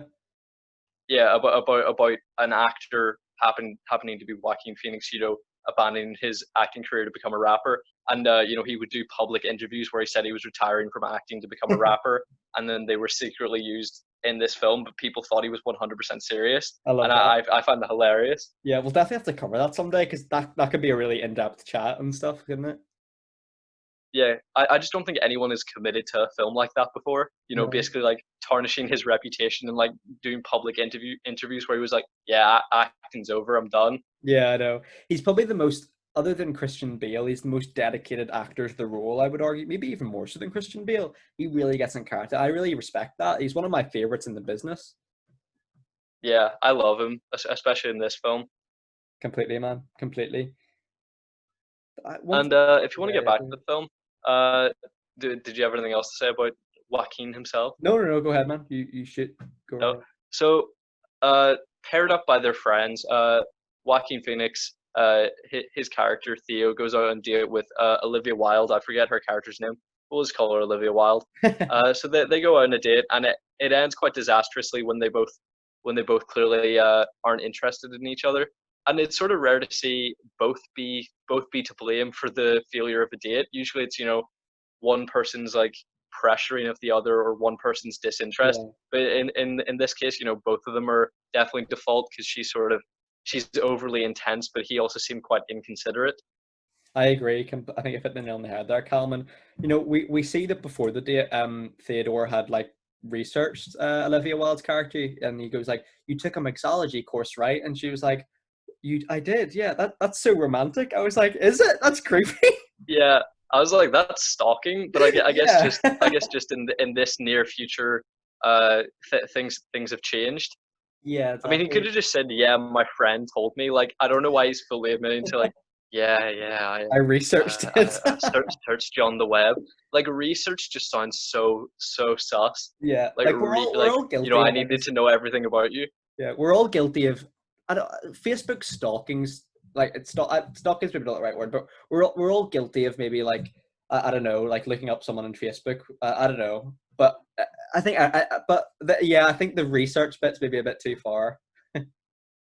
Yeah, I mean, how quickly are you going to run out of things to say if you know everything about a person? It's a Like, good I point. feel like a date just wouldn't work.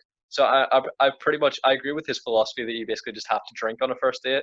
You know, I'm glad I don't have to try and go on first dates as like a child because I mean, I do not have the confidence or the conversational ability to carry a conversation like that for many hours What without do you sort of the fluidity of being a little tipsy. What do you think the best first date idea is? Have we talked about this before? I don't think we have in the podcast, have we? Maybe we Okay, have. we've definitely talked about this in person. So I think pretty much dinner or a movie are pretty much out because you know if you're going to the cinema, like you're not talking to the person Yeah, you're on a date good with, you're point. not looking at them, and like you're not paying attention to them. At least I know for a fact, like if I took someone on a date to the cinema, like I'm not thinking about them, like I'm thinking about the movie, and I'm Yeah, thinking you're let's review making this on the notes. Movie Mate You're podcast. making notes of the Yeah, film I'm for the making fucking notes exactly. podcast. Yeah, exactly. So cinema is out. I think a restaurant like for dinner is also out because I think that's too awkward. That's too intense for a first date Yeah, that's a good unless you're point. like you're going for a drink at a bar. Yeah, So I guess my ideal date would probably be like the arcade. Like it seems childish, but competitive. I feel like just you know sort of introducing a bit of fun competitiveness. Yeah, You know, exactly. sort of Good point. gets the positive spirit going, and I think you know you have the most fun when there's a bit of competition. So Absolutely. what are your thoughts? I think I agree with everything you've said. I think the dates where you talk the most are probably the best. I think like Uh, I think a nice like picnic could be cool, or like a chat in the park would be nice. Yeah, I Right. asked Matthew once because he was going on a date. I was like, sure, like what length do you want that to be? Because I was like, Yeah. I probably wanted it to be like an hour in and out. You know, like you know maybe go for like a quick drink or What did like I say? you Like know do something in and out. And then Matthew was 2 hours? like 7 hours Yeah. to a full day. Like you were Yeah. like as long as I can spend with them, I will. And I was like, what is wrong with you? Yeah, looking back now, it's I don't believe that philosophy anymore. I think like a few hours is definitely serviceable. It's definitely that would suffice. I don't know what I was thinking. Because I mean, I feel like I feel like with a new person, I could probably exhaust about like 30 minutes to an hour of conversation, and then if I'm there for like 4 hours, it's just gonna be 3 hours of awkwardness. So I think if you have like the 1 hour of chat and then a few hours of doing something fun like an activity, Yeah, that's a good I point. think that would probably be ideal for me. That's a great point. That's a really good point. And like we see in this film in relation to like dating and stuff, Samantha loves or has the capacity to love over 600 people, and I thought, poor Theodore, he's not the only one.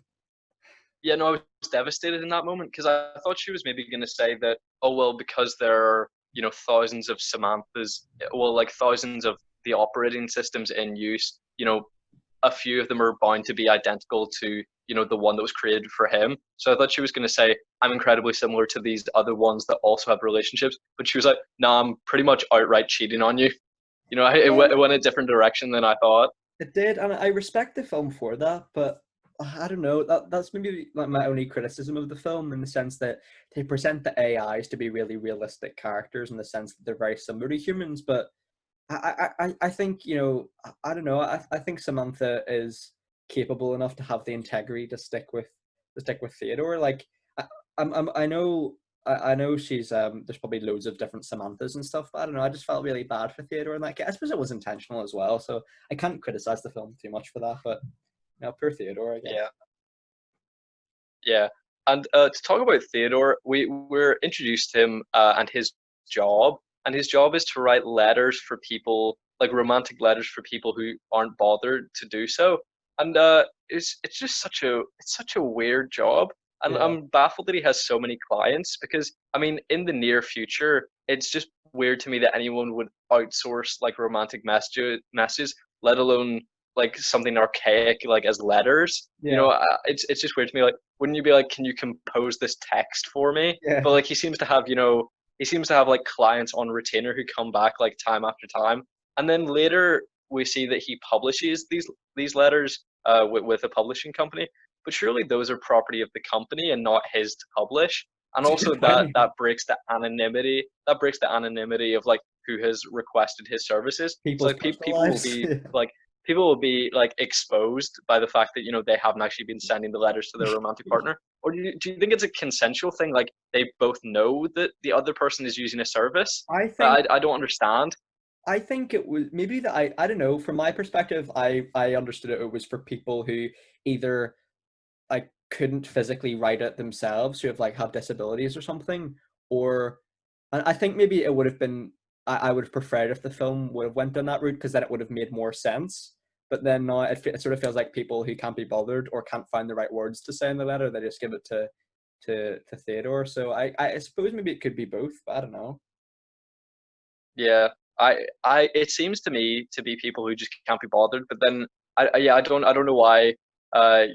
Because I mean, we sort of see the bullet points that are sometimes sent, and it's like, I am dating this person, I love them, I miss them, and then he'll write a whole romantic, uh, poem or whatever about it, Yeah. and yeah, it's just weird to me because obviously, surely then the people just seem too lazy to do so. And I'm like, if you don't want to put effort into your relationship, why do you want to have that relationship? If you don't care enough to do something romantic, why do you want romance? A great point. And one thing about the film, I'm not sure if this is intentional, but I always thought the relationship between Amy and Theodore was always stronger than that between Theodore and Samantha. Yeah, I do think that was intentional to show that he has just sort of found what he considers the perfect woman, and that slowly starts to break down throughout the film until eventually she goes away. But Amy was always there and strong for him. She just wasn't. She was never perfect, so he never held her on the same pedestal as Samantha. But his relationship with her never declined in quality. Where Exactly. it started great, continued to be great, but with Samantha it started as perfect and then slowly declined. Yeah, man. And I would have loved if Amy and Theodore ended up together. And potentially that is what happens by the end of the film. We see like Amy rest her head on Theodore's shoulder. I don't know if there's a potential relationship there. Like I can like we can leave this discussion for later in the film if you have any points before like the ending. Yeah, I do have a few Go for it, man. before the ending. Just well, like when we sort of see that them attempt to hire, they involve a third person in the relationship to act as a sex surrogate Yeah. for the two of them. And I had a couple of points related to that, in that like I understand that Samantha can learn facts from the internet, but her personality is based on the life experiences that she has with Theo. So surely she shouldn't be surprised that Theo considers their relationship to not be perfect at that point. I mean, she's with him, almost the entire day, every day. So Yeah. I thought she would surely, she seems to have enough intuition to be able to gauge that wouldn't be perfect, but she seems taken aback when he suggests that. Yeah, I think it maybe is intentional that Theo and Samantha's relationship derails towards the end of the film, and I suppose it all starts with the like uh what would you describe that lady's role as, like a sex agent? Yeah, would that be fair? Sex surrogate Sex or surrogate. member of a thruple, Yeah, we'll say either sex way. surrogate works. Sex surrogate is good. And yeah, like I think that's probably one of the more underrated scenes in the film because that woman is clearly absolutely devastated. Yeah, because she actually wanted to be a part of the relationship on an emotional level. She wanted to be able to bring the happiness that they needed. Yeah, And what I thought was a big missed opportunity, because that character hardly speaks, and when she does, it's not. I don't think she is American. Uh, I'm not sure, but what I thought was a missed opportunity, because they did do reshoots for the film, because the director wanted to add in a couple of scenes once he realized that Scarlett Johansson was going to be voicing Samantha. He added in a few scenes that he had initially wanted to film. So I thought a missed opportunity was having. Uh, I thought they could have cast Scarlett Johansson as the yeah, character of I agree. Isabella. So that I Scarlett have the same Johansson point. is Samantha's ideal version of what her body would be like if she had one. I had the same point, man. And well, my point was sort of similar, but also different in the sense that I have two prefer. I know this is sort of related to the point, so I'll bring it up now. I have sort of two preferred endings for the film. Either Amy and Theodore end up together, or Theodore finds the real version of Samantha, which is Scarlett Johansson. Like I would have preferred if Samantha as an OS leaves, but then like Theo one day at work or in public like, encounters Scarlett Johansson, but it's not Samantha as he knows her. It's like it is Samantha, but it's just her. It's her voice, but with a body. But it's not actually this Samantha who's had experiences with him. So I think that would have been really a really cool plot point that I would have loved in a similar vein to what you sort of mentioned. Yeah, I mean, I sort of like how this film doesn't, neatly tie it up. Yeah. That would have been a great ending for, I think, a different tone of film that answers, all questions perfectly. But Mhm. I sort of like the kind of messy, uncertain ending for this film. And we can talk about that now if you want, about Go whether for it. you think he does pursue a romantic relationship with Amy. Yeah, like I'm sure you have a bit to say about that. yeah, like I would have loved if Amy and Theodore ended up together. And I think in like one thing you mentioned in the 500 Days of Summer review that really stuck out to me was you said about like you always like to imagine where this universe goes after the film after the camera stops shooting. And I always like to think that Theodore and Amy end up together, or like he encounters the real version of Samantha. And I wanted to ask you, like, where do you think this universe goes from here? See, I like the idea of them becoming romantic, but he sort of openly admits to Samantha, and I don't think this is him just trying to spare Samantha's feelings. He says that he dated Amy and it just didn't work. So Hmm. I think that moment more acts as him recognizing that he can now be comfortable around humans.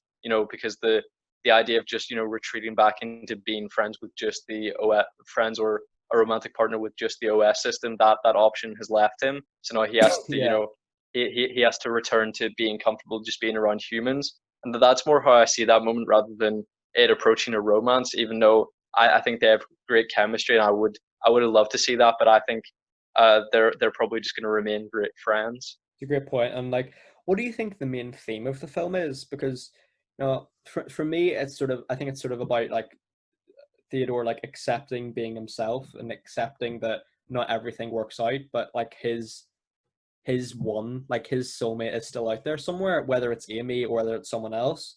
So like I do you think Samantha and Theodore were meant to be, or like because we see in the film that Samantha goes like, oh, like if you're still out there, like come and find me in this whatever like otherworldly sort of place that she's in, or state of being. So what do you think the main theme is? Yeah, well, just to say, I don't think they were meant to be, because it's presented as a perfect relationship that eventually declines drastically, and then she basically falls in love with 600 other people, 600 or Yeah, other people. So I think that they definitely weren't meant to be. They weren't a perfect couple at any point, really, despite Theodore's perception of that. So I think the real theme of the film is like the importance and value of humanity.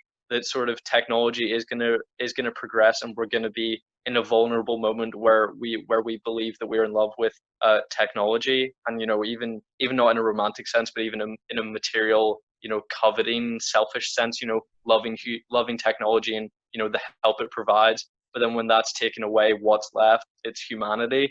So great I, point. I guess it's showing that you could hypothetically have a great relationship with a machine or with a piece of technology, but once that's taken away and stripped back, all that's left is humanity, and you need to recognize the value of that.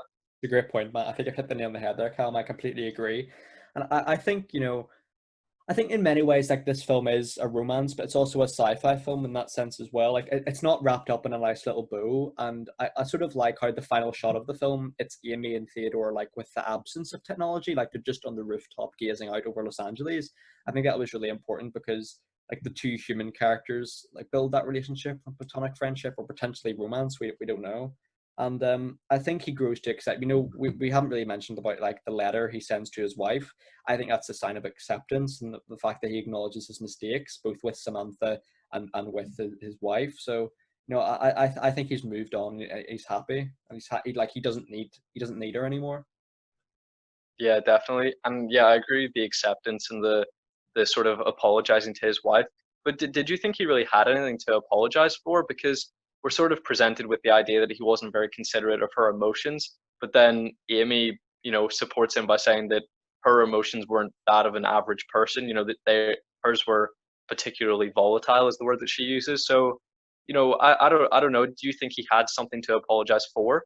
I thought his wife was very out of line when she said, you can't handle complex human emotions in the sense that like, that's why you have to date a machine, as she put it. I thought that was a bit out of line because the OSs are like AIs, like they aren't basically people without a body. So I don't know. I think he probably it's hard to see because we barely see their relationship on camera and we see it from one sort of perspective, which is Theodore. So it's hard to say, man. I don't know. Yeah. Yeah, I personally, it didn't seem like, because as you said, we just see it from his perspective, but from his perspective, he felt he needed to apologize, and from what we see from his gaze, I didn't think that he did anything, worthy of giving her an apology, because I would say that she as you said was much firmer in her language that she used. Yeah, man, I completely agree with you. I think that's a great point. Do you have any concluding points, buddy? Nothing more from me. No, what would you give out of 10? I'm really interested to hear your thoughts, man. So I think this film has probably Joaquin Phoenix's most incredible performance. Scarlett Johansson, despite never being seen on screen, which I think is perhaps a missed opportunity, as we both considered. She's not seen on screen, but she's incredibly captivating. This is as much her film as Joaquin Phoenix's. Absolutely. Just through her voice, her voice portrayal. So I think it's incredible in every manner. Music, I didn't really notice the soundtrack or the score aside from Samantha's beautiful piano pieces. So that was an incredible part of the music. Yeah, I loved everything about this film, and for this episode, I'll be giving a perfect score, a Yeah, 10 out of 10. awesome. 40 out of Yeah, 40. Good, man. 40 out of 40 from this episode. That's great. I'd agree. 10 out of 10. One of my favorite films of all time. I think Scarlett Johansson gives the best voice acting performance of all time. And one thing I haven't mentioned, like even Theodore's costume design. Have you seen the poster for this film? It's so beautiful, and It is, yeah. It's it makes him incredibly stand out. striking. Yeah, and it makes him stand out, and it's a very colorful world, and I think it's refreshing. Like the world that it presents, it's not entirely gone to rat shit. Like it's still a pretty, Yeah, yeah, it's still pretty good. And I don't know, I just love Amy and Theodore's relationship is probably my favorite in the film, and Theodore and Samantha's relationship is also great. So 10 out of 10 for me, dude. 10 out of 10. Loved it. wonderful. And yeah, as you said, just very briefly on the color, blue is like the color blue is what is most often associated with sci-fi. And as you said, you also read the Wikipedia, so I assume you saw that the director specifically avoided using the color blue and instead enhanced the society with different colors, and it has a real warmth, especially like the It does. reds and the pinks that they use. Definitely. I think it's incredible. Completely, man. So shall we hop into what our future episodes have in store? Yes, definitely. So we, for the near future, we've just finished our Pixar series, so we'll be now moving on to Walt Disney animation films, starting with the likes of Snow White and Pinocchio, and we'll be talking about those in every alternate episode. And I'm looking forward to that. Aside from like the first few years, because some of them are rough. Like there's a lot of ones with like a lot of music and they're vignettes, so it's like separate, like they're basically like extended sketches, which is really not for me. Like I Yeah. prefer a narrative film, Yeah. which isn't really what a lot of early Disney is about. So I'm somewhat looking forward to that. And then I'm hoping to cover some more famous franchises now that we've talked about Terminator, Star Wars, Back to the Future. There's still some that I'd love to cover soon. Jurassic Park, Indiana Jones, Rocky. Yeah. Those kind of really really staple franchises. Absolutely, brother. Absolutely. So, yeah, thank you to everyone who has subscribed, like, comment, shared. We really do appreciate it. Be sure to comment your thoughts on these films down below.